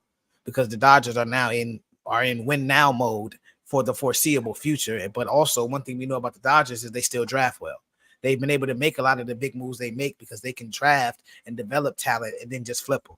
So if I'm, the Dodgers, I definitely call the White Sox to check in on Robert and on Garrett Crochet. But I don't think it hinders them. But knowing what we know about the Dodgers and knowing what their shortcomings have been over the past couple of years, they're not going to stand pat no matter how good this team is. They're going to just keep doing what the Dodgers do. And, we're going to look up at the deadline in about a month, about 40 days. And they're going to have another all-star on that roster. So I'm not worried about it. Courtney, you are one of the resident Dodger fans. Are you nervous? I mean, it's fucking Mookie Betts, and not only is it just Mookie Betts, it's Mookie Betts having a monster season, right? So yeah, that's a huge loss. I would say the bigger loss is probably Yamamoto, just because the Dodgers' struggles in past seasons has been their pitching. Bobby Miller is coming off the IL. Clayton Kershaw is scheduled to go start in single A here, I think on Saturday, if I'm not mistaken. So, again, who knows what he's going to look like when he comes back, but that's another big arm coming back for the Dodgers on the horizon. Now, keep in mind, Yamamoto also did throw 100+ pitches in his previous 4 starts. So I wouldn't blame the guy if he's maybe a little bit fatigued. It's a tough league to adjust to. I would understand if he's tired. I hope he's not, too bad. The Dodgers have some decent bats in the wings. Miguel Vargas, who they're going to call up from AAA, it has OPS of over 1,000 right now. I think it's like 1,005, something crazy. He gets on base a lot. Not a bad guy to have. You have Kike Hernandez, who can help out. You have Kevin Biggio that they just got from the Blue Jays. Speaking of Blue Jays, Bo Bichette, you might need a change of scenery, dog. Let's talk. And also, speaking of the White Sox, who's quietly having a nice season in an otherwise terrible situation? Paul DeJong. I'm just saying, if we're already going to make the call, I'm pretty sure his contract's over at the end of the season is just a 1-year deal. I'm just saying that could be something worth exploring. Get him out of the ghetto. No offense, guys. Actually, all the offense. I don't get offended by things that don't hurt me anymore. I'll say this, and then we'll go to Mikey. I think that, it hurts them. I'm more worried about the Yamamoto injury than I am with Mookie. I think when Mookie comes back, he'll just get right into the stack lineup. But it's the reason you gave Shohei Ohtani basically the state of California. It's the reason why you got Freddie Freeman. So if you did lose somebody like Mookie Betts, it doesn't hurt the same way as the other team it will hurt. But you hit the nail on the head, Dante. They're going to make a move. This isn't like one of these teams where they're penny pinching, they're worried about this. No, they know that they put all this money into this team. They know this is a World Series of bust year, like it's been the last probably 5 years, World Series of bust for this franchise. They're going to capitalize on that. Whether it's the players we just named, or maybe a name that we don't even know is even available, and they find a way to get them. But I think they'll be able to at least get through this. They're in their division right now. They're up 7 games, 8 games right now on the Padres. The Padres aren't going to be sneaking around them anytime soon. I think as long as they're able to get both of them back by playoff time, I think they'll be okay. Mikey, what do you think about these 2 injuries and if it affects the Dodgers at all? Well, it certainly affects them just because they're already thin when it comes to their starting rotation. They also placed Gavin Stone on the IL with the injury. He had, I think, some tricep tightness as well. So they're thin there. They're still waiting to see what they can get out of Kershaw, if anything. But to be honest, they're set up well at the shortstop position for now to hold the fort with Miguel Rojas coming off the bench to start full time. A lot of people, he's not a really household name for those that, don't follow baseball, every day, like myself and a couple of my other co-hosts here. But he's going to come in right away and he can play solid shortstop every day. He's a starter on most teams, most teams in Major League Baseball. So they have a replacement there. The thing that is kind of unfortunate is they were already kind of considering throwing Mookie back out in the outfield just because they're not really getting a lot of production out of there, like consistent production. So they were possibly looking at a Bo Bichette and going and adding somebody to throw at shortstop and moving Mookie back to the outfield. The Yamamoto injury, I've been reading a lot on it. They're not really that, it's not considered that serious, and he's expected sometime soon. So if he misses 15 days and he gets one start before the All-Star game, cool. But Mookie Betts is a legitimate 2 to 3 month injury. That's a fractured hand. So you're looking at end of August, early September. If that, you still got to get your timing back. Fortunately for him, it wasn't his throwing hand. It was his left hand. It's his glove hand. We'll see if because of that injury and based on what moves they make back to protect him, if they do go ahead and throw him back out in right field and acquire another shortstop that they feel more comfortable out there fielding, for the rest of the season until he can get that hand strength back. But Dante mentioned somebody like Garrett Crochet. Why not Eric Fetty? Eric Fetty is on a cheap deal. He's pitching very, very well. It's not a fluke. He went back to, he went to Japan, came back, and he found something over there. That's somebody that you don't anticipate the White Sox keeping long term. Garrett Crochet, he's only making $800,000. Like, I would not be thirsty to push him out the door. I understand that you can get a haul for him, quote unquote, but he's also on an innings limit too. Correct. He's on the innings limit. And if I were the White Sox, I would just be going to him and being like, hey, what can we do to, let's start talking contract extension. But we know the White Sox are. Mikey, did I hear this wrong? They said that was I don't know if I heard this wrong, but was there a rumor that he might not even pitch the rest of the year because of the innings limit? No. Yeah. We have brought that up on the hot corner before. He's already approaching, he's already pitched more innings this year than he has in the last couple seasons since the Tommy John injury. So it's going to be buyer's risk for whatever team that acquires him, especially like a team like the Dodgers that's going to need innings, obviously, because you're down a couple starting pitchers in your rotation. So somebody like Eric Fetty makes complete sense. He's been eating innings. He's been going deep into games. He knows how to pitch. He's not going to hit you with 96, 97, but he's going to work all quadrants. He's got his slider. He's got his changeup. I think it's perfect for them. The Dodgers are fine in the NL West. So, that's not really nothing to worry about. But it's about right now? Yeah, They're eight and a half games. Yeah. 8 games.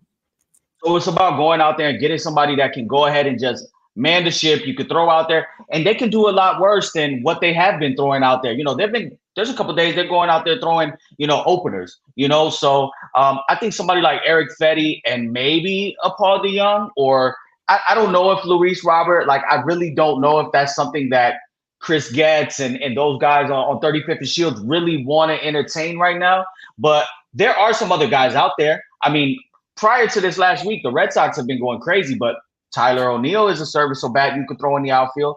So there's some guys out there that David Dahl, Trey Turner just came back today for the Phillies, so he's back in the lineup. David Dahl might be somebody that has to go back down to the minors as far as just a body.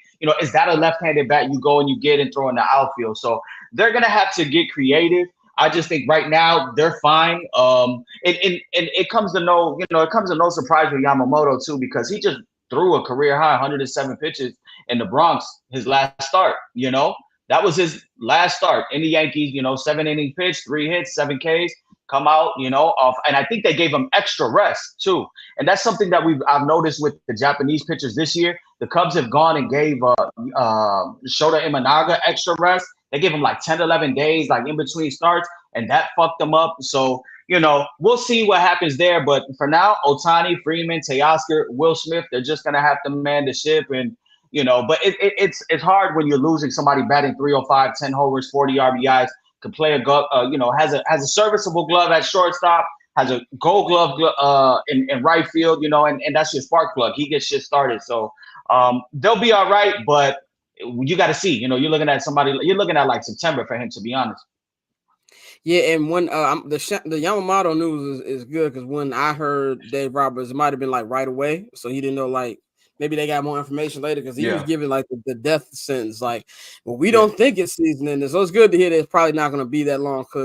And the Mookie thing is tough, but like I said, that's why they pay Freeman and Shohei. It's time for them to really put the team on their back. Last baseball topic, man, before we get into the local hour, Bang will be joining us, as you see.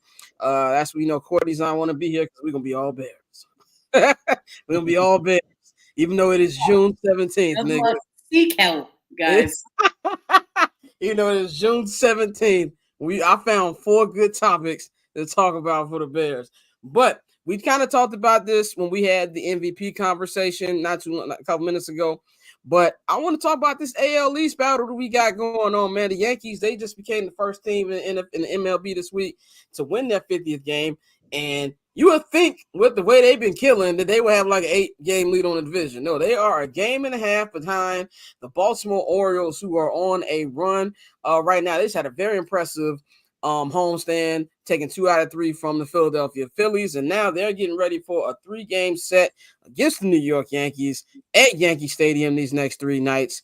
Courtney, what are you looking forward to seeing in this series? I know it's June, it's early. Oh no, it's really not that early anymore. We're halfway through the season. And we've got teams, the Orioles are a game and a half back of the Yankees. It's really not that early anymore in this race specifically. Because honestly, I'm a little disappointed. I thought the AL East race would be a little bit more contentious this season. So I'm a little disappointed by the bottom half of the division, especially Toronto. Like, that has just been the most disappointing outcome that I could have expected out of that team. They are 35-36 right now, 13 and a half games back of the Yankees. Honestly, just go ahead and tear it down at this point. I think we're cooked. But no, I'm really, really looking forward to this series. I can't wait. Dante, what you think? What you looking forward for in this series? Bro, I'm not gonna lie to you. It's just about to be a fucking heavyweight bout. Like, I'm looking forward to the 2 really great teams, and I think with Baltimore is, bro, you always have to ask the question, like, shit, who's coming up next? Like, that farm system is beyond loaded. So every time you look up, like, when they need to possibly, tweak a thing here or there, or bring somebody up to get a little spark, they can do that. And they can do that without spending a lot or without, sending guys away.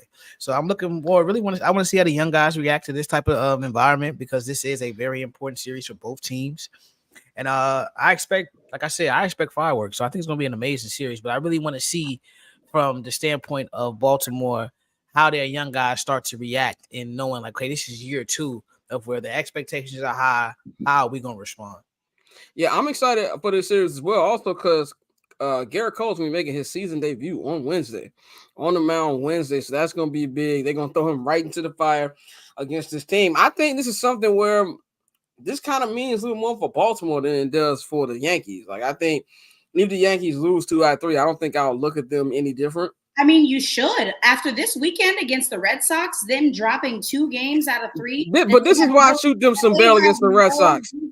They had no business losing those games. This is why I shoot them bail against the Red Sox. They've been playing bad at Fenway in the regular season the last couple of years, and it's the Red Sox. It's like it's one of those things where I feel like stats and records go out the window when you play the Red Sox, because they know each other. The Red Sox team also got a series win over the Phillies. Yeah, in Fenway. So they've been playing good this last week, but in the other division, they would actually be doing relatively well. Unfortunately, right? If Baltimore loses this a little bit, I'm that's I wanted to see a little bit more from them. But the way they played this past weekend, they can carry that on. That's gonna look good for them. If they can sweep, and I'm not saying they're gonna sweep. Now you first place, and that changes things a little bit. I would like to see what the other Yankees, not named Soto and Judge, can do. I think they have a combined like 680. Pardon me, I'm misspeaking. I think they have like a combined 680 average OPS between the rest of them. And I know what you're thinking, like, oh, if you take the best 2 players out of everybody's lineup, what's that look like? The Dodgers, without Ohtani and Mookie, still have a combined 723 OPS. So that it has nothing, I think the Orioles is like 696 OPS without their 2 best hitters. So like, I would like to see the rest of the Yankees step up, specifically at first, second, and third base. That would be nice to see a little uptick in the offense there. Otherwise, the Yankees really are going to, if they don't do something at the trade deadline to get some bats into that lineup, get a little bit more juice in there, and not just rely on Soto and Judge, they are going to regret it tremendously when it comes October. Mikey, what are you looking forward to seeing in this showdown? Well, I think this series lines up perfectly for the Yankees to kind of go ahead and give the Baltimore Orioles a little bit, like a little spanking, a dosage of what they gave the Royals last week. In game one, you have Albert Suarez going up against Nestor Cortez. That's probably the only game that the Baltimore Orioles have the pitching advantage in. They're going to go ahead and start rookie Cade Povich making his third start ever against Garrett Cole. That's going to be very tough. You're throwing a lefty versus right-handy dominant lineup. Then the very next day, you're throwing another lefty in Cole Irvin versus Luis Hill, who's probably starting the AL, All-Star game. So the pitching rotation lines up for the Yankees. They will be playing at home, and I just think it matches up. Bat wise, they're gonna load up with Judge, Stanton, Gleiber, DJ LeMahieu, Volpe. They're gonna have those right-handed guys in the lineup. So this is gonna, like you said, Scott, this is gonna be a big series for the Orioles to see where they're at, with their fellow rivals. They're not throwing, a Corbin Burns or Grayson Rodriguez, so we're not getting a true playoff feel as far as, best for best on the mound. But it's going to be interesting, and to the Red Sox point, they're only 3 games out of the wild card spot. So they go to Toronto today. They start a 3-game series in Toronto today. Toronto's directly behind them. If the Red Sox continue this momentum, we might see them in an AL wild card spot by the end of this week. So it's really it. What was that? I say you spitting. Yeah, no. So we're really close right now. We're really close right now to seeing, how this East is going to shape out, and we're getting to that point right now, Courtney, as you said, where buyers and sellers need to, kind of reveal themselves. And the Yankee schedule is definitely not getting any easier. As of last week, the Red Sox were considered sellers. About 2 weeks ago, they were probably considered sellers. They dropped 2 to the White Sox. They went ahead and they were the team to allow the White Sox to get in that W column, but they've picked it up, beating the Phillies, beating the Yankees. Now you go to Toronto. Toronto had a very tough series with the Guardians as far as running through arms and bullpen arms outside of the game that Kevin Gausman started. Offensively, they're not really putting up runs like that in Toronto. So this is a perfect spot for the Red Sox to creep up. And, you got teams. You got the 2 central teams in the wild card spot. You got the Royals and the Twins. I think at the end of the day, only one of those teams is going to make it, and it's probably going to be another team from the East. So this is interesting. Middle of the week baseball. We probably are going to have the finals ending today, and to be able to be given a treat of Yankees Orioles, to kind of slow those wounds is pretty solid. On the baseball front. Yeah, that's the best way to, have it where you have 2 finals if you're a hockey fan that are going to end within the next 24 hours. This is the best way to start it to get back into baseball. But if y'all want more baseball talk, not subscribe, but just listen to the Barbershop Network, our regular podcast feed. Check out the Hot Corner, which is Dante, Courtney, and Mikey each and every week. Breaking down all the hottest news in the MLB. Episode 2 is up right now. We're going to knock out episode 3 for y'all this week. Courtney, as usual, good to have you on. Just very quickly, do the Panthers wrap it up at the crib tomorrow? Yeah. So that was a rough game that we had there on. Listen, I respect Coach Paul Maurice of the Florida Panthers for having the wherewithal to say, hey, if we do win this game, it's not going to be in goal. So resting Bobrovsky for the rest of that game. He did get pulled with about 5 minutes. About 5 minutes, I should say, into the second period after giving up 5 goals on 16 shots, and he just didn't have it that day. I will say I do think that they are absolutely going to wrap it up. The last time that somebody came back, well, first off, the last time we had a sweep in the Stanley Cup was in 1998, so it's not something that happened. Yeah, 1998. The Detroit Red Wings beat the Washington Capitals, if I'm not mistaken, in 98. So yeah, I think that was the last sweep that happened in the Stanley Cup Finals. That it's not something that happens often, but I will say Florida still only has to win 1 more. And even after Connor McDavid finally decided that he wanted to show up in the Stanley Cup Final, I don't think it's going to make much of a difference at this point. Panthers win in 5. All right. We will holler at you on Friday. You can follow her 1-800-CALLER-BRO. We're going to take a quick break, and then it is time for the local hour. We're gonna talk all Bears, man. We're gonna bring JR Bain back in just a minute. We will be back. Triple double hat trick, I know the code too. Ice trade, go for trade, yeah we cold too. Getting paper on these player haters, old news, money on the other line, so I'm not gonna hold you. Money on the And we are back, ladies and gentlemen. Welcome to another edition of the Local Hours. We got the artwork pulled up right here. What we said, it's the local segment. How you go ahead, bang, hit the note. Go hit the note. It's the local section.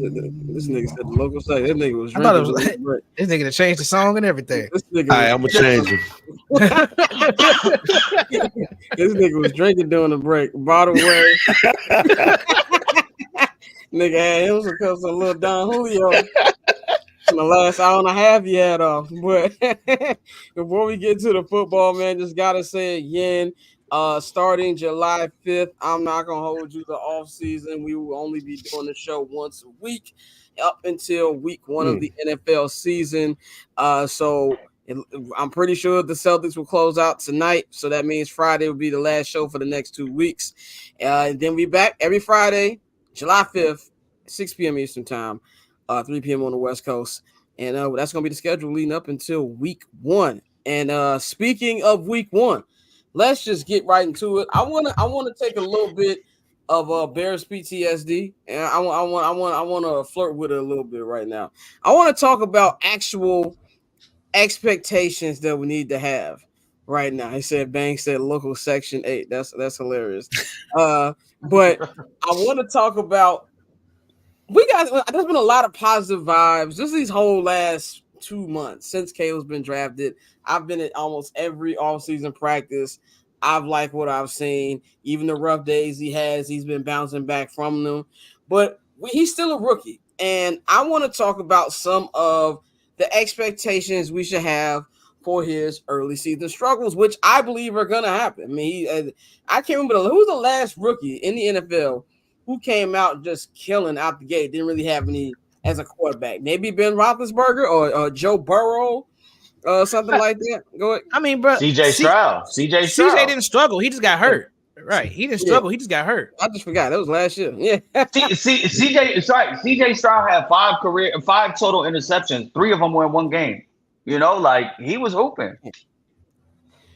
Well, this is my thing, though. I think that a lot of people are overlooking that Tennessee game. And the reason why I kind of feel like that could be a rough afternoon for Caleb, that's because of how good I believe that secondary can be. Bang is looking at me like I'm completely full of shit right now. But I think that we need to prepare for the possibility of maybe it being a couple games before he really gets rolling. I'm going to go to Bang first. What are your expectations for any possible early season struggles for Caleb? I mean, he a rookie. It wouldn't surprise me. I just don't expect it with the schedule and the team he's playing with. Is the difference between this situation and other situations is that you come into a team that was 7-10 that was the best defense in the NFL, you know, before the season was over with. Now you're going to play with that defense. So that defense should give you more of an opportunity to get up on the field. So, and you take advantage of teams like Tennessee. So could it be a letdown game? I think it's more of a letdown game for the team and not necessarily Caleb. The last part of that is, come on, man. What we've been used to this last couple of years. We've been used to quarterbacks throwing for 175, 1 touchdown and 2 interceptions. A letdown is worse than that. That's not going to happen. Dante, what's your? I saw you shaking your head when I brought it up. You're not about to put that evil on me, Ricky Bobby. I told you. No, like fuck that. Ain't no struggle. What do you mean? What struggles do I expect? Nothing. I expect him to be great. What the fuck you talking about, bro? I'm done with all of that other extra shit. Like, no, I expect him to be extremely good. He didn't turn the ball over in college. He ain't gonna start now. That's my story. I'm sticking to it. I don't think he's gonna go out there and just go full air raid. I'm throwing for 400 every week. I'm not saying that, but I don't expect him to struggle. Like, and I think one thing we need to really get out of the habit of, which we do, just because of Chicago, we can't fucking sit here and try to slice every single throw this man makes. And because he'll look up and have a game where he has 5 incompletions and people say, well, did you see how horrible that pass was? It's like, yeah, bro, but we won the game. And he threw for 250. What are you talking about? Like, that's the era. That's the era of sports, journalism that we're in, and how people view sports. Like, it'll be, oh, he's ass, right away, he's ass. First incompletion, he's ass, bust. But the Titans, honestly, like, they're not a bad team. There's still question marks with Will Levis, but they have made some solid additions this year. That when you look at it, Tony Pollard, L'Jarius Sneed, Calvin Ridley, Awuzie from the Bengals. I think there's still some holes on their defensive line and their offensive line. That linebacker core, the linebackers are terrible. Linebacker cores Correct. So that might be a game where we see Cole Kmet feast. That might be something where we see a lot of, Rome Odunze getting in the middle of the field, DJ Moore putting him in the slot, getting them open and kind of creating there. But I would, like, let's be real. We're Bears fans. How many times do we get excited for a week 1, the 100th game, the 100th, season of the Bears, to kick off the season, Bears Packers? We scored 9 fucking points last year. Don't even get me started on that. Last year, Packers Bears. We're geek. Jordan Love, Rodgers gone. He fucking lit us up. So, like, anything is on the table, but I'm gonna just go and say that I think that the Bears on paper match up with anybody, as Tyler O'Neill just hit a home run for the Red Sox. Also, Dante, flip that TV. Paul Skeens, baby. Paul Skeens is on the mound. But yeah, so it's really tough. It's gonna be tough. There's gonna be growing pains, but this team is set up the right way. That's why I keep saying Shane Waldron, Matt Eberflus. The pressure is now on you. You know what I'm saying? Because Caleb is gonna have every built-in excuse that he deserves as a rookie, and it's on y'all to go ahead and not make this the Bugatti and the Bando meme. You know what I'm saying? Coach him up, put him in the situations for him to go ahead and excel from week 1. So it's gonna be really interesting to see, but I won't be shocked either which way. But I do think that the Bears come out and show us something. I think even from all accounts, Scott, of what you've told us, of other beat writer stuff we've seen, the offense is already in the passing game alone ahead of where they've been the last 2 seasons. Yeah, even through OTAs, they're already ahead. So it's like, okay, like, we can only go up from here because we know the running game is going to be the running game. I think Adam Hogan hit the nail on the head when he said that where Caleb is right now was, where Justin was right last year is Caleb's floor. And look, I think, Mike, you hit the nail on the head on a lot of points that I wanted to say. Nothing will surprise me. No, I'm not saying I'm expecting it. I'm not saying that it's gonna happen. He could go out there, he can light him up. If he go out there 4 touchdowns, you might watch the show today after that. If you go out there 350 yards, 4 touchdowns, no picks, you gonna get a very lively local hour. I'm telling you that right now. I'm be in that press box doing 79th and Hallis yelling if that happens. But Mike, you brought up a great point.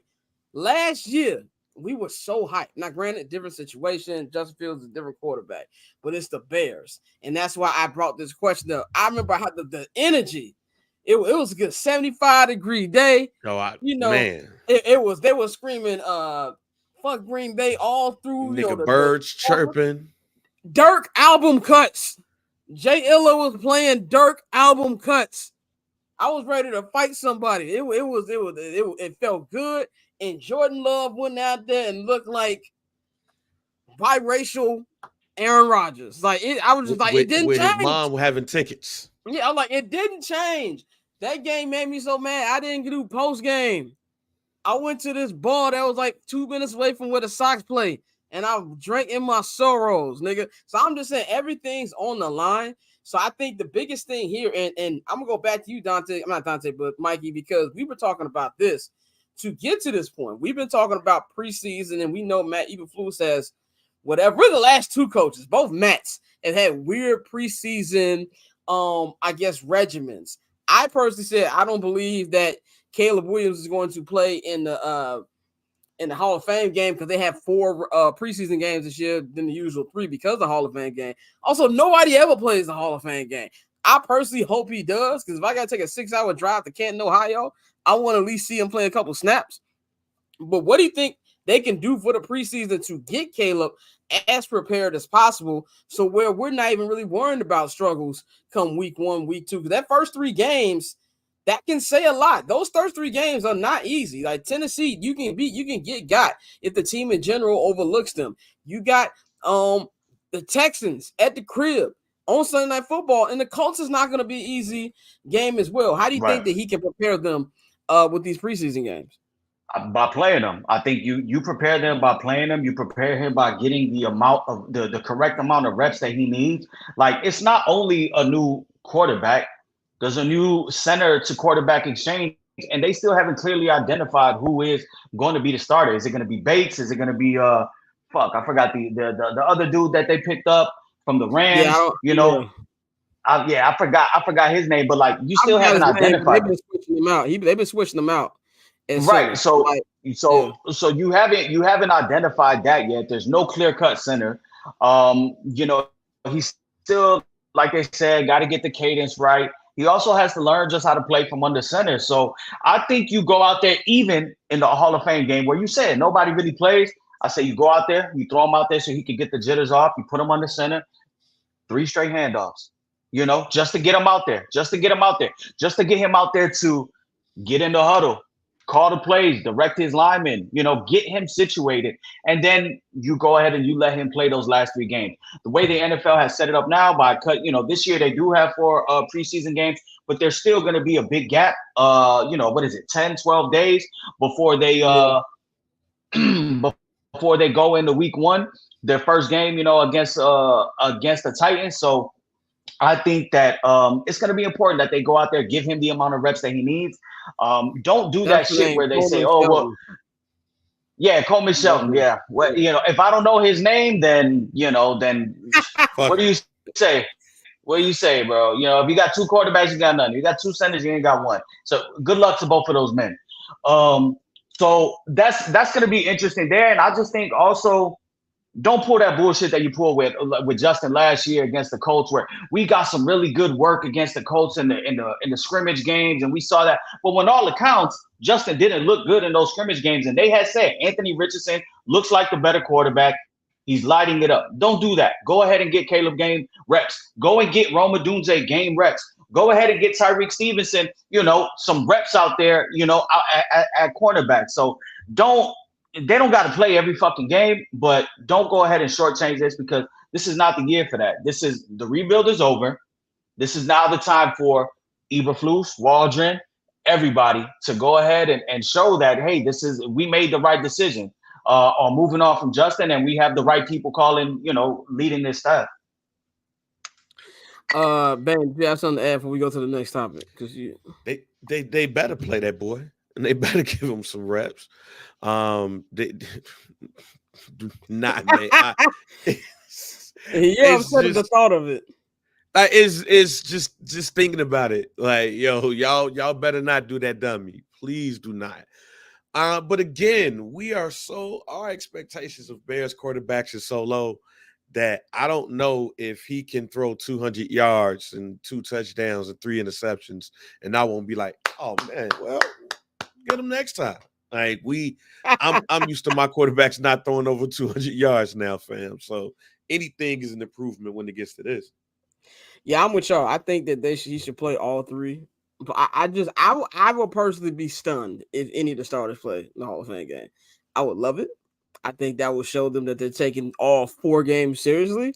I think they're just going to run it all 3, and they're going to treat maybe the final one like a dress rehearsal, especially since there is a 10 to 12 game gap between the season opener. Bobby says in the chat, CJ played all preseason. That's standing for Caleb. Wherever the Texans did do that. I'm not disagreeing. I agree. I hope they do that. I hope they do that. I feel like that would take it. That would show they're 100% serious. Because they did do that stuff last year with Justin. Like, this nigga was Patrick Mahomes. Like, we saw enough. Like, no, we didn't. No, we didn't at all. So I definitely think that's something that I hope changes. Let's go into an actual. I want to do a predictions for what we think his numbers will be this season. Now, I believe I got a fair number for this prediction. I think Dante's gonna cuss me out when he sees how many interceptions I have, but I'm gonna roll with this anyway because I know he did. I know he was not turnover prone in college. I'm not saying he's gonna be turnover prone here, but these are very skilled secondaries. It's different than college. So I have 3,800 yards. I've got 28 touchdowns and 14 interceptions. That is my projections for his rookie season. Dante, what do you got? I'm not even gonna comment on what you just said, but what I got is right. I have 4,000 Did we yards. go through this out? Did we have this conversation already? I'm telling you, I just think he's gonna throw more picks. I just really do. I got 4,000 yards, and I'm willing to adjust that to 4250. I'm gonna say 28 to 30 touchdowns. If we add in rushing touchdowns, I'll say 35 total. 35 total touchdowns. Okay. And 6 interceptions. Okay. If we're doing total touchdowns, I'll do 36. I think he gonna run a couple of them joints because I had 28 as his throwing, so I think he can get 8 on the ground. Yeah, and the reason I said 35 is because my whole thing is I'm basing it off of what I believe his talent is, and also the weapons he's going to be throwing to. It's not going to be what we're looking for, a Tank Dell and whoever else with CJ to have a breakout year. He has established wide receivers that are sitting here saying it's a race to 1,000 yards. So if you're telling me that, I expect them to be moving the chains all season. Shout out, I got Greg Braggs in the chat. He says 60 touchdowns, maybe 70. Yes, maybe 70. Maybe 70. We got to see. If he throw for 40, if he throw for 40, I get a USC tattoo, my nigga. Like it's that serious. I swear to God, bro. If he light it up like that, we'll fight on. He throw for 40. I got the orange nails with the Chrome Hearts t-shirt. Same day. I'm sorry. I will be at Soldier Field with my shirt off. I'll be at Lee Nails on North Avenue in Kedzie. Getting my shit done. We gonna be out of the day party with the nails? Hey, no, Rags, we gonna clip it, bro. If he throw 40, bro. Matter of fact, I'll get Reggie Bush in the Heisman polls like this. You feel me? Like I'll USC. I'm dead serious. If that man throw 40 touchdowns, that man will never have to pay for nothing in Illinois, in parts of northern Indiana. Like he will automatically have the best season in Bears history. Forever. Like nobody would ever beat it. I don't even care. Like you can put a statue outside of Soldier Field or wherever that shit. If he throw 40, they're erecting the statue in 2026. G, like they'll be looking at him like, yo. Man, what are your numbers for Caleb this year? Man, 4150, 30 touchdowns, 8 interceptions. I do believe we just so used to shit. We ain't used to this. I understand what your 38. I know we had that debate, but I understand your 38 because we ain't used to shit. But man, I guess what I'm saying is just look at the Eric Kramer year, some shit or something, fam. Look at that year where we could just look at the most mid quarterback in franchise history. Right, the 1 year, and you just say put 510 or something on it. Because the talent that we also got with him is unlike anything we've ever seen. I don't see how he don't get at least 4,000. I just don't. Now I'll say 38. I don't think that's that far off. No, I'm just saying make the trophy number the number. Like 38 sound cool. Like it's like when you turn 38, you're like, 40 is like, oh shit. Yeah, that's how it is the opposite. It's like 38. But if you hit that 40, that 4,000, it's like, yo, boom. No, I'm going with 41, 30, and 8. Mikey, how you looking for him? Man, I was reading something the other day. Only 5 rookie quarterbacks have ever thrown more than 23 touchdowns as a rookie. And CJ Stroud didn't even do it last year. So like that kind of goes to show you like it's not that easy, and we have to remember it's still the Bears. There's still going to be a very, very, very big emphasis on running the ball. They wouldn't go and pick up somebody like DeAndre Swift to complement Roshan. To complement, Roshan Johnson, to go ahead and complement Khalil Herbert. You go ahead and you pick up some extra tight ends. I think there's still going to be a heavy emphasis on running the ball, especially in the red zone. That's something that they do, regardless who the quarterback is, that they need to improve on this year is red zone, scoring 7 instead of 3. I got it at 27 total touchdowns. So I don't know how many he's going to have throwing. I don't know me passing. Cuss him out like y'all do me. I think he can still get a little wiggle. Total 27. Yeah, okay. 27. If he gets you 27, 4K, and he's under 10 picks, I mean, y'all like, come on now, like y'all not taking that as a rookie compared to what we just saw.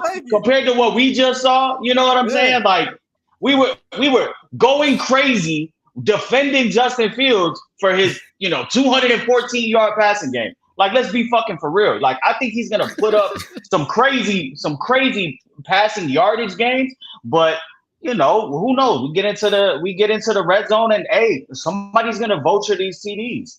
So I got him at 27. I'm gonna say, Mikey, not to cut you off. Y'all underbidden ass. This is my thing, Mikey. You just mentioned something that I think is very important and why his TD numbers may be a little higher. I think the Bears are gonna have great field position all year. Very true. Like, all year. Oh God. Yeah. That's boots. Between the punter flipping the field and our defense in general, and the turnovers they already say they want to create and they're going to be able to generate, I think he's going to have a lot of short field situations where you can see him 1 or 2 passes touchdown, like that type of vibe. Yeah. So that's why I said 35 total. Also, I've never seen a motherfucker in a Bears uniform that I could confidently say, yeah, that motherfucker could throw 30 TDs. So like, yeah, you could call me pessimistic, you could call me whatever. I mean, I just gave him some love. Though, you be like, you know what I'm saying? Like, damn, this motherfucker just forgot how to walk and chew gum at the same time out of nowhere. So I have to see it to believe it. But hey, if we get 4,000 yards, 27 total TDs, and less than 10 interceptions as a rookie, like it's safe to say. Solid numbers. Boy, he gonna have a steakhouse. You know what I'm saying? He gonna have a steakhouse over 27 total TDs. He gonna have a He gonna have his own section at Tao. Like it's just gonna be the Caleb Williams section. Like his shit's gonna be roped off. No, that shit's gonna say Caleb Williams Tao, nigga. like Cliff Levingston had the Riviera. Michael Jordan got his steakhouse. It's gonna be Caleb Williams Shrimp House. Cliff Levingston had a Riviera. Cliff Levingston owned the Riviera. Back in the day where everybody used to go. I didn't know that. Oh, nigga. I mean, but Mike, you had a good point because CJ Stroud only threw between 3 touchdowns last year. So I would take that. I would 100%. And they were throwing that bitch. And they were throwing that bitch. So like let's be real. Like we still got to remember where we play at. They play in the dome. We play outside on the lake. You got the winter factoring in. They are gonna have a heavy emphasis on running the ball. You just kind of got to go back and see. Like, look at how they were utilizing Kenneth Walker and Zach Charbonnet over in Seattle. Like, they both got a lot of touches. They both still ran the ball. So you have to kind of like, have a little bit of temper your expectations just because, this isn't going to be his last year in the NFL, knock on wood, barring any crazy injury. Like, eventually it's going to be all systems go. We just got to see how they utilize him in year 1. And he might force the issue by himself. He might just go out and have a couple games where he's throwing 3-4 and they're like, this motherfucker is Jesus. Like, he's crazy. Like, let's go ahead and open it up for him. Let's give him that leeway. But until then, you kind of got to treat it with kid gloves because you don't want to do what you did to Justin Fields and let him get, confidence rattled, all of that shit, early on. So it's gonna be interesting, man. But I'm gonna be, pessimistic over optimistic just because these are the Bears, I'm about to say to quote the great PJ Tucker. I mean, I feel you, but I don't feel you. Like y'all done told me for 2 years This man is the greatest quarterback prospect ever, so I'm not expecting the regular rookie season at all. Well, y'all better stop underbidding. I flat out. We've people get Ryan, like out. I said, I trust Poles. He's made every move we said he needed to make. This team is loaded on paper. Granted, it is paper. And now you're telling me you have a prospect and a system set up to build this prospect up. Look, no, bro. I can't do it. I can't be pessimistic about anything. Wait. We got 8 books. 8 books. Okay, but hear me. Okay. If he matches passing touchdown for passing touchdown, yardage for yardage with CJ Stroud's rookie year, that was 23 passing TDs. Y'all are saying that y'all are going to be underwhelmed? No. Oh, I didn't say no, not at all. I didn't say I'd be underwhelmed. That's still just not my expectation. CJ Stroud had Tank Dell, Nico, and I said Nico was going to have a good year, but still, when you looked at that wide receiver room and that running back room, you didn't start that season excited about both of those rooms. With the Bears, you are excited. He's coming into a offense where people had the expectation for them to be top 15 because they thought Justin would have evolved rushing and throwing the ball. That's the offense. That's the staff you ain't putting them in. That's what I'm saying. If you look at what we expected with Justin, and he's better than Justin is as a thrower of the football now, with the opportunity that we've had, with the opportunity that we have on those first 9 games, it's hard for me to expect less when CJ Stroud did it on a team that was the worst team in the NFL at a certain point. Anytime we see quarterbacks in this situation, they're going to the legit worst team in the NFL. He ain't. I just don't think it's unfair to push them up because everything that comes along with it. Our mind tells us one thing, but in actuality, this is a unique situation. So unique situations call for unique predictions. I just want to state that the numbers that I said will be a season will be the greatest season in Chicago Bears history for a quarterback. Oh, it will. Yeah. He can trip and fall and have the best quarterback season in Bears history. I mean, this season will better. It'd be better than what CJ did. If this nigga will go out there and throw 28. Gee, if he just averages 215 yards every game. Oh no, I'm just saying I don't understand the. We gonna be out here with moist nuts, G. Like it's just like, yo, son. Like, come on. Yeah, they go. What you say, Mikey? You no, you on? Yeah, go ahead. Yeah, I put myself on mute. I got 6 baseball games on the other screen and shit. I'm over here gambling. My computer can't handle this. But no, if he's throwing 215, 230, 2 touchdowns every week, like y'all gonna have to put me on the list because I'm gonna be walking around like a pit bull with the little pink thing out. I will be outside. I will be outside. So, hey. Caleb, you know what I'm saying? Caleb, it's a good problem to have, man. It's a good prove me wrong. It's a great problem to have. Let's move on to one of the off-season additions that the Bears did make this off-season. Mr. Keenan Allen, which happened was before the draft, wasn't it? It was before the draft. Yeah, Keenan Allen happened before the draft. But in the short time I've been around Keenan, this is one vibe I got from this nigga. He wants to get paid. And in the 2 press conferences that he had, he done brought up his bread twice, and he just hired Clutch Sports like a week ago. I think this all. I'm not gonna 100% say that this makes him one and done with the Bears, but I do think it's a high chance of him being a rental. And honestly, I have no problem with him, even if he's here for 1 year and he's like helping put Rome on game and learn different things about being a wide receiver. I think that's awesome, and I think it'll be worth it. We do know the reason he's even here in the first place is because the Chargers didn't want to pay him. But in order for him to even make the money that he wants to make, and he's bringing up the Justin Jefferson numbers. Obviously, he's not going to make Justin Jefferson numbers at this stage in his career, obviously. But he can still get a good short-term deal for a guy his age. But the reason why, for some people might think that that's a bad deal, for me, it's great for the Bears because if he's gonna get paid, that means he had a really, really great year, and that means he stayed healthy. But anything, I think this is perfect for Rome Odunze because you've got a competition which DJ Moore is he's put out in the wide receiver room, first to 1,000 receiving yards. All three of them are going to be at it. Rome Odunze is going to be the most open he has been since he ever breathed air on this earth. He is going to be open. That's how much how much coverage is going to be on DJ Moore and Keenan Allen.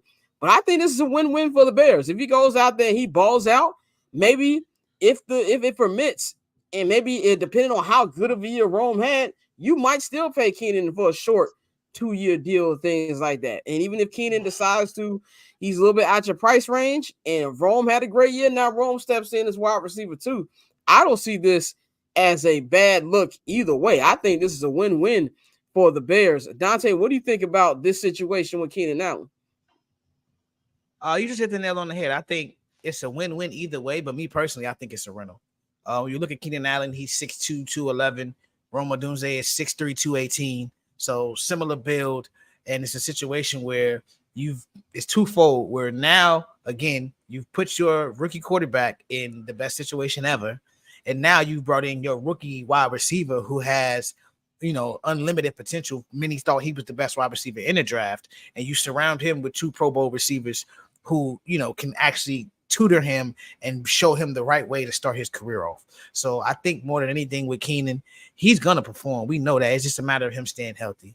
If we can keep him on the field for, I would say 14 or 15 games. I know asking for the whole 17 is kind of pushing it with Keenan these days. Yeah. So I would say we can get him to that, 13 to 14 game mark and allow him to, like I said, work with Rome and, show Rome how to be a professional. Keenan Allen is one of the best route runners in the league. So having that in that wide receiver room to train not only Rome but your other young guys, you still got Scott, and you can still potentially, when he leaves, whatever he instills in those guys get passed down to the next batch that you bring in. So I think right now, like I said, I'll never say never, because we've seen the way Ryan Poles pays the people that he wants and he feels are important to this team. But I think Keenan is going to be a high quality rental. I think it's a one and done. He'll go get his money. He's on the back end of his career, so he's going to go get paid. I respect that. But I think for the Bears' sake and the Bears' standpoint, it's going to be a rental. It's a good rental, a great rental, but it's going to be a rental. Bang. It's on you. What you think about this Keenan Allen thing? I'm not so sure he's going to be a rental. Only reason why is because winning kind of helps that out. If this team is a very promising team and he could get enough bread and actually possibly have an opportunity to play for a title, I think that might help out the Bears in that case. It's really just around what the team do, how successful they are. But if he is a rental, he hopes to be the best rental of all time because, like you said, he can't get Jay Jetta's money, but he could get a whole bunch of money on a front-loaded 2-3 year deal. And where he's going to get that from and have a chance to win, I don't think he's going to be able to do 2 things. He's going to have to compromise. So if the Bears have a good season, I foresee him being here for at least 2 more years. Mikey, I know you said many times that you don't think he's going to be here long. Are you coming off that stance? No, I'm not. Well, I'm not, but also I think everything like Dante said, we know what Keenan's gonna do. Keenan's gonna go out there, give you 1,000 yards. He's gonna go ahead and be a route magician. His hands are there. He's probably gonna miss about 3 games, but I think it's all contingent on the growth and the development, pun intended, that Rome Odunze takes, and rookie year. Like, if Rome Odunze is showing that, he's comfortable in the offense, he knows where to be, he can run the route tree, his hands are there, he's reliable, and he looks like he can be a legitimate, number 2 as we hope, and as Ryan Poles and everybody in there thinks he can be. Then I think they'll feel more comfortable moving off somebody like Keenan Allen, because at the end of the day, we know how Ryan Poles feels about DJ Moore. And he's going to take care of DJ Moore. And as you see what these contracts are going for, DJ Moore is not signing for anything less than $85 to $90 million. As long as he has another season this year like he did last year, he's deserving of it. He's showing that he can do it with any quarterback. And now when you go ahead and you give him, a quarterback of this, this skill set and this caliber like Caleb Williams, I expect him to take off. I think at the end of the day, no matter what Keenan Allen is, how many Pro Bowls he's been to, everything, I still think the leader of this wide receiver room is DJ Moore. And as long as he produces, Ryan Poles will treat him as such and take care of him. So it's all contingent on what Rome Odunze does in year one. I know that there were some choice words from Jackson Smith and Jigba last year talking about being the number 3 in a Shane Waldron offense. With 2 veteran wide receivers there and DK Metcalf and Tyler Lockett. So let's see how Rome Odunze does. I still think next year is the year that you spend big on another rush edge.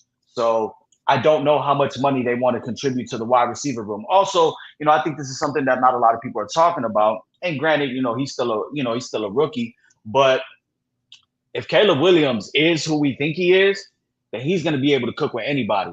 So we're already investing DJ Moore long term. We've invested in a number 1 pick, a first round pick, and Rome Odunze. We can throw in a complimentary number 3. Maybe Tyler Scott takes that step. Maybe he doesn't. But we can go and get a 3rd wide receiver for cheap in free agency, and we could cook with that because Caleb Williams is going to make those around him better. So it's going to be interesting to see, but I still am going to put my money on him being a rental. And I also think that, let's be very clear, Ryan Poles will probably snatch Shane Waldron out the fucking. Yes, he would. If you don't give the ball to Rome Odunze. Like if this is a JSN situation, there will be problems going on, man. But hey, let me flip the question real quick. Why would you wait till free agency or the end of the season and just let him go for nothing? Or depending on how the season go, do you think he'll finish the season as a Bear? Well, I know he just said that there'll be talks, but I'm pretty sure it's gonna wait to end. If I'm Ryan Poles, I'll wait for it because I want to see this nigga healthy for a full year. Like before I give him any bread. Like I think his injuries have been overstated a little bit because I think Mike Williams is the one who just be missing full seasons. Keenan don't be doing that. Keenan might miss 4 games max, but I want to see this nigga out of 17 games. You gotta give me at least 12 or 13 at the bare minimum for me to shell out any money. Just off that, I wouldn't pay.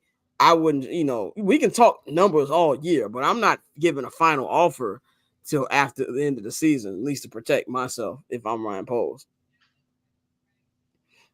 Y'all disagree with that, or y'all, No, 100%. No, I agree, but 13 games is about, where he's been at the last couple of years. So it's going to be interesting to see. But like I said, I think that they might go ahead and spend money elsewhere. It all depends on the growth that Caleb makes and Rome Odunze and how the offense looks. Yeah, that's partly the reason why I had asked the question is because if he is a rental and Rome is who we think he is, then you can move off of him early and get something out of it, something more than a compensatory pick. Oh, I see. You talking about a mid-season trade? Yeah. No. There's no mid-season trade. There's no mid-season trade. Listen, at the end of this happen. I'm just thinking if he's a rental, and he's not coming back, yeah. And Rome is who we think he is. Right. I think about it.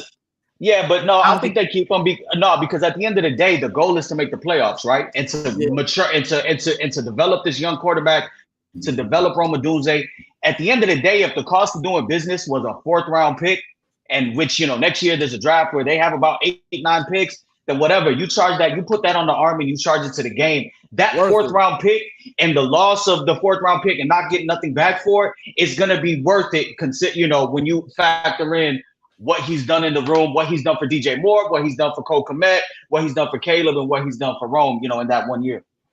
Yeah, and I think, I'm looking at his last 5 years. He played 16 games in 2019, 14 in 2020, 16 in 2021. 2022, he played 10, and 2023, he played 13. So you're going to get that 14 to 15 game range is pretty much what I expect. And I think, with that, it would be foolish to pay him early, but I also wouldn't trade him. I wouldn't trade him, but I definitely want to see what happens for the season. I see zero reason. I don't even think that's even gonna come up. Like, even if he walks for nothing, like Mikey said, you charge the game. I need him for a playoff run. Like, even if Rome was hooping, he a vet. And that's gonna come to 3rd and 10. You gonna need maybe in Lambeau Field, week 18. And I might need Keenan for that 3rd down. You know what I'm saying? Like, or even if Rome hooping, Rome's still a rookie. And I don't want to, and then you take that out, that kind of affects DJ a little bit. Because now that, okay, we're going to put 2 niggas on DJ now, make the rook beat us. So that's why I don't see any. I think that Poles is like the 4th round is a 4th round or whatever. If he walks at the end of the season and we make the playoffs and win a playoff game, it was worth it. So that's why I don't see that at all. But to answer your question, I don't think that negotiations even start up till after the season. And that's kind of what Poles is kind of alluded to in the press conference, man. We are about 45 minutes away from tip-off of Game 5 of the NBA Finals. So we're going to take the last 10 minutes before we get up out of here. My question, y'all, this is something that I've been not anti, but real pessimistic about, and I'll believe it when I see it when it comes to the Chicago Bears' new stadium project. I just don't see – I think the only way that this deal gets done is if they go back to Arlington, and they're going to have to pay some of this money. I think the reason it's taking so long, the Bears don't want to pay the $5. And Governor Pritzker looked at it. He said, that's not going to happen, boss. And we kind of knew that was going to happen after they did that Queen's Child Project presentation a week of the draft. And it's like, I think we always say it sounds good, but it was just too many things outside of location where you're going to put the parking lot at. Who's gonna pay for all of this? And then on top of that, you give the governor a Zoom link. You don't even invite him to the actual unveiling, and you think that he's gonna help you in this type of thing, especially when you got Mayor Mohawk out there. He's dealing with things on his own. The last thing they want to give him is a stadium, and then you have these comments from Kevin Warren that came out like about a week to 10 days ago. He says it'll happen at the right time. I don't think this stadium's coming anytime soon. I think that Kevin Warren is realizing that Chicago ain't Minneapolis. Things running a little different out there politics-wise. They don't call Chicago the Windy City because of the weather, my nigga. This is a different situation here when it comes to stadiums. There's a reason they haven't had a new stadium built here in 30 years. Oh, no, it'll be United States, the newest stadium out of all the stadiums, for the major sports teams in the city. It takes a little longer. Yeah, you was able to get Minneapolis to agree to those terms. You were a big fish in a small pond there. It's a different thing here. And then hearing those, it was kind of, I don't want to say like it was defeat or none, but it sounded real Drake the Heart Part 6-ish with, that ain't going to happen right now. And when it does happen, it might be towards the end of Caleb Williams' career.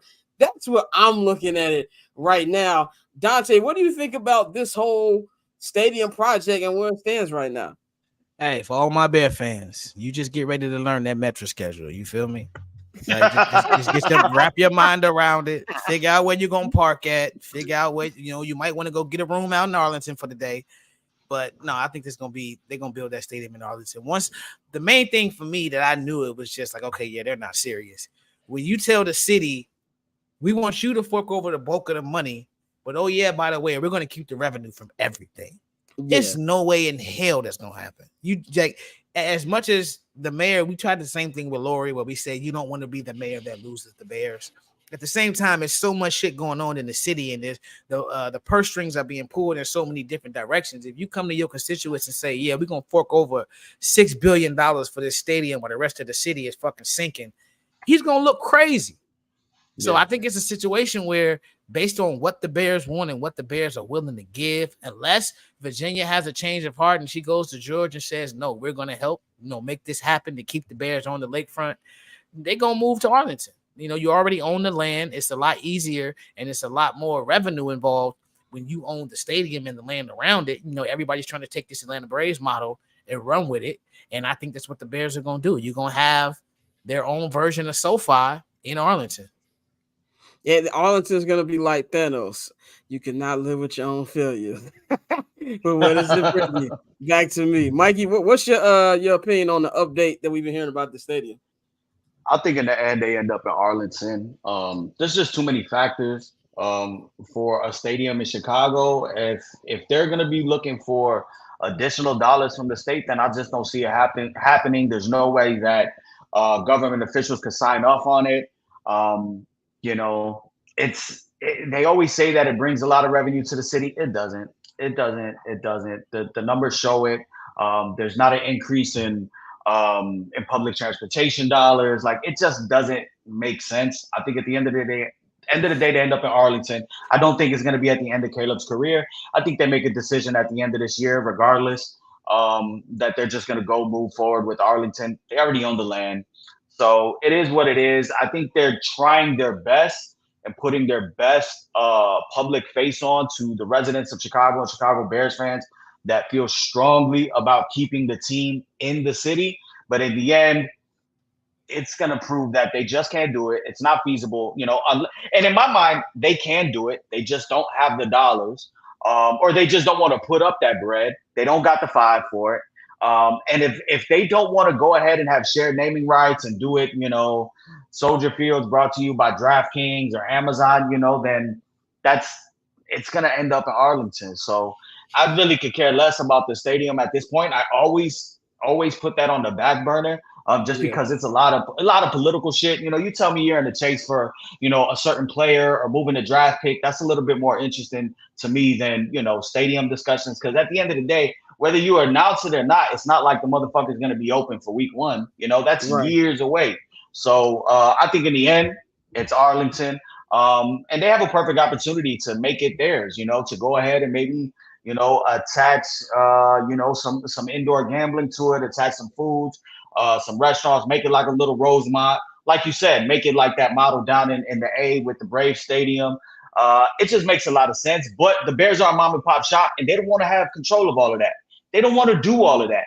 They want the city to help them get some, you know, city to put in some bread, and the city to run the stadium, and they just play there, you know, and do the bare minimum, you know, pun intended as well, as far as the upkeep and all of the costs that, you know, and that it takes to run a stadium and to have all of that land and all of, you know, the surrounding area. So we'll see, but at the end of the day, I put my money on Arlington. Bang, take us home. Hey, man, I still have hope, and I still believe that downtown is in play. I don't think that the governor is going to let this ride either. I think the governor knows where the bread and butter at. He just wants to make sure that everybody gets that piece. I think there's going to be some compromises on both sides, and everybody ain't gonna get what they want, but they're gonna get enough to make this deal. I don't think that they do all of this just for, out of all of the places, Arlington Heights, to be like, gotcha, niggas. So I think they're gonna figure it out. Yeah, man. I've always said I really don't care where the stadium's at. It's not like the easiest commute for me any goddamn way. But I always felt that Arlington makes more sense because they will have more land. You can make it a little Bears town. I always felt like this team, since they don't retire numbers anymore, needs a Ring of Honor. You can set up the Ring of Honor, make a Bears museum, things like that. And you can have people fly in, make it a weekend. You know what I'm saying? You can still come in. People act like it's this long commute from Chicago to Arlington. It's not that long. Like, people be coming from further suburbs to go to the field. Yeah, now let me ask y'all that, because I ain't never been to Arlington. I'm not gonna lie to you. How far is it from, like, say if I'm leaving? Maybe 30 minutes from the south side of downtown. Yeah, it's not from the stadium. It's like 30 minutes from the stadium. It's not far. Okay. It's not far. It's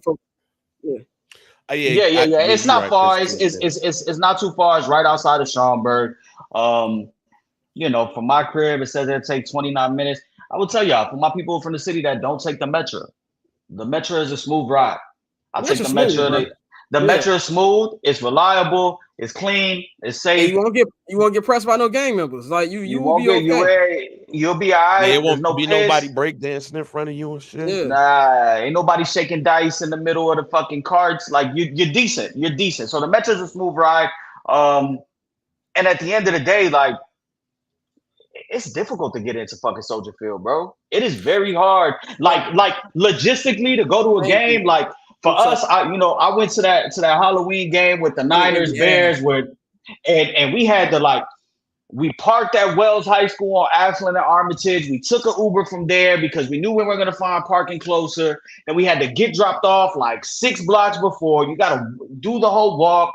It's tough. And especially in the wintertime, why wouldn't you want an experience where there's a massive parking. Yeah. Easy parking. I could leave my jacket. I could leave the jacket in the whip, and I just got to walk, that little link from the parking to the stadium. It's in the dome. I'm comfy. Why wouldn't you want that experience? So I think it just makes too much sense, man. As a motherfucker that's only gone to 3 Bears Soldier Field games, it don't really fucking matter. I'm going to be at the crib. I'm going to be at the crib. I'm like, unless you're a media member or a season ticket holder and you got a parking pass, we can actually park in Soldier Field. It's a pain. The last time I went to I've only been to one Bears game as a fan, at Soldier Field, because the tickets are just ridiculously expensive, and it's an 8% increase this year. When I went in 2018 for my 30th birthday, me and my brother parked by that Harold's Chicken on Wabash and took an Uber. And that's a pain, but getting out is worse because you gotta walk through, past where the metro line is at. They walk you into the streets. You can't call an Uber till you get into the residential streets. So it's a pain just to get an Uber. It's worse after the game. If after the game you've been drinking, you know what I'm saying? If it's a game, even worse. Right. Well, for the people that are coming from my way, Logan Square, Humboldt Park, Jefferson Park, Portis Park, you got to jump on the blue line. You take the red line, you get off on State Street. You on foot patrol from there. That's a long ass fucking walk from the red line to Soldier Field, So you gotta have the little pint of Hennessy and the hand warmers, and you gotta thug it out, making that trek. So I just think logistically it doesn't make sense. And then considering what they want to do traffic wise, if you're gonna have something in Soldier Field and you're gonna do a brand new stadium, you need to make alterations to LSD. You have to go ahead and add parking. You have to add alternate routes. You have to add express buses. All of that shit is a lot, And then when you're talking about we want to add all this, and say what you want about Lori Lightfoot, but she was right. Y'all are asking for a lot to fucking, for be a team that fucking sucks. So, it's hard to go to taxpayers when there's a lot of shit going on in this city. We're not a political podcast, but there's a lot of shit going on in this city where dollars and funds could be allocated properly instead of going to help, billionaires and go and get that partnership, bro. We're not gonna give a fuck. We just want a winning product. Something small as fixing the potholes in the city, number one. But it's just out of all the stadiums in the city, Wintrust got it figured out. They got a train area over there. It shouldn't be easy to park at the United Center. To pick park. It makes the United Center look like a walk in the park. Trying to park over there than the field. Shout out to that dinosaur in Reinsdorf. He said, "No, I need parking lots.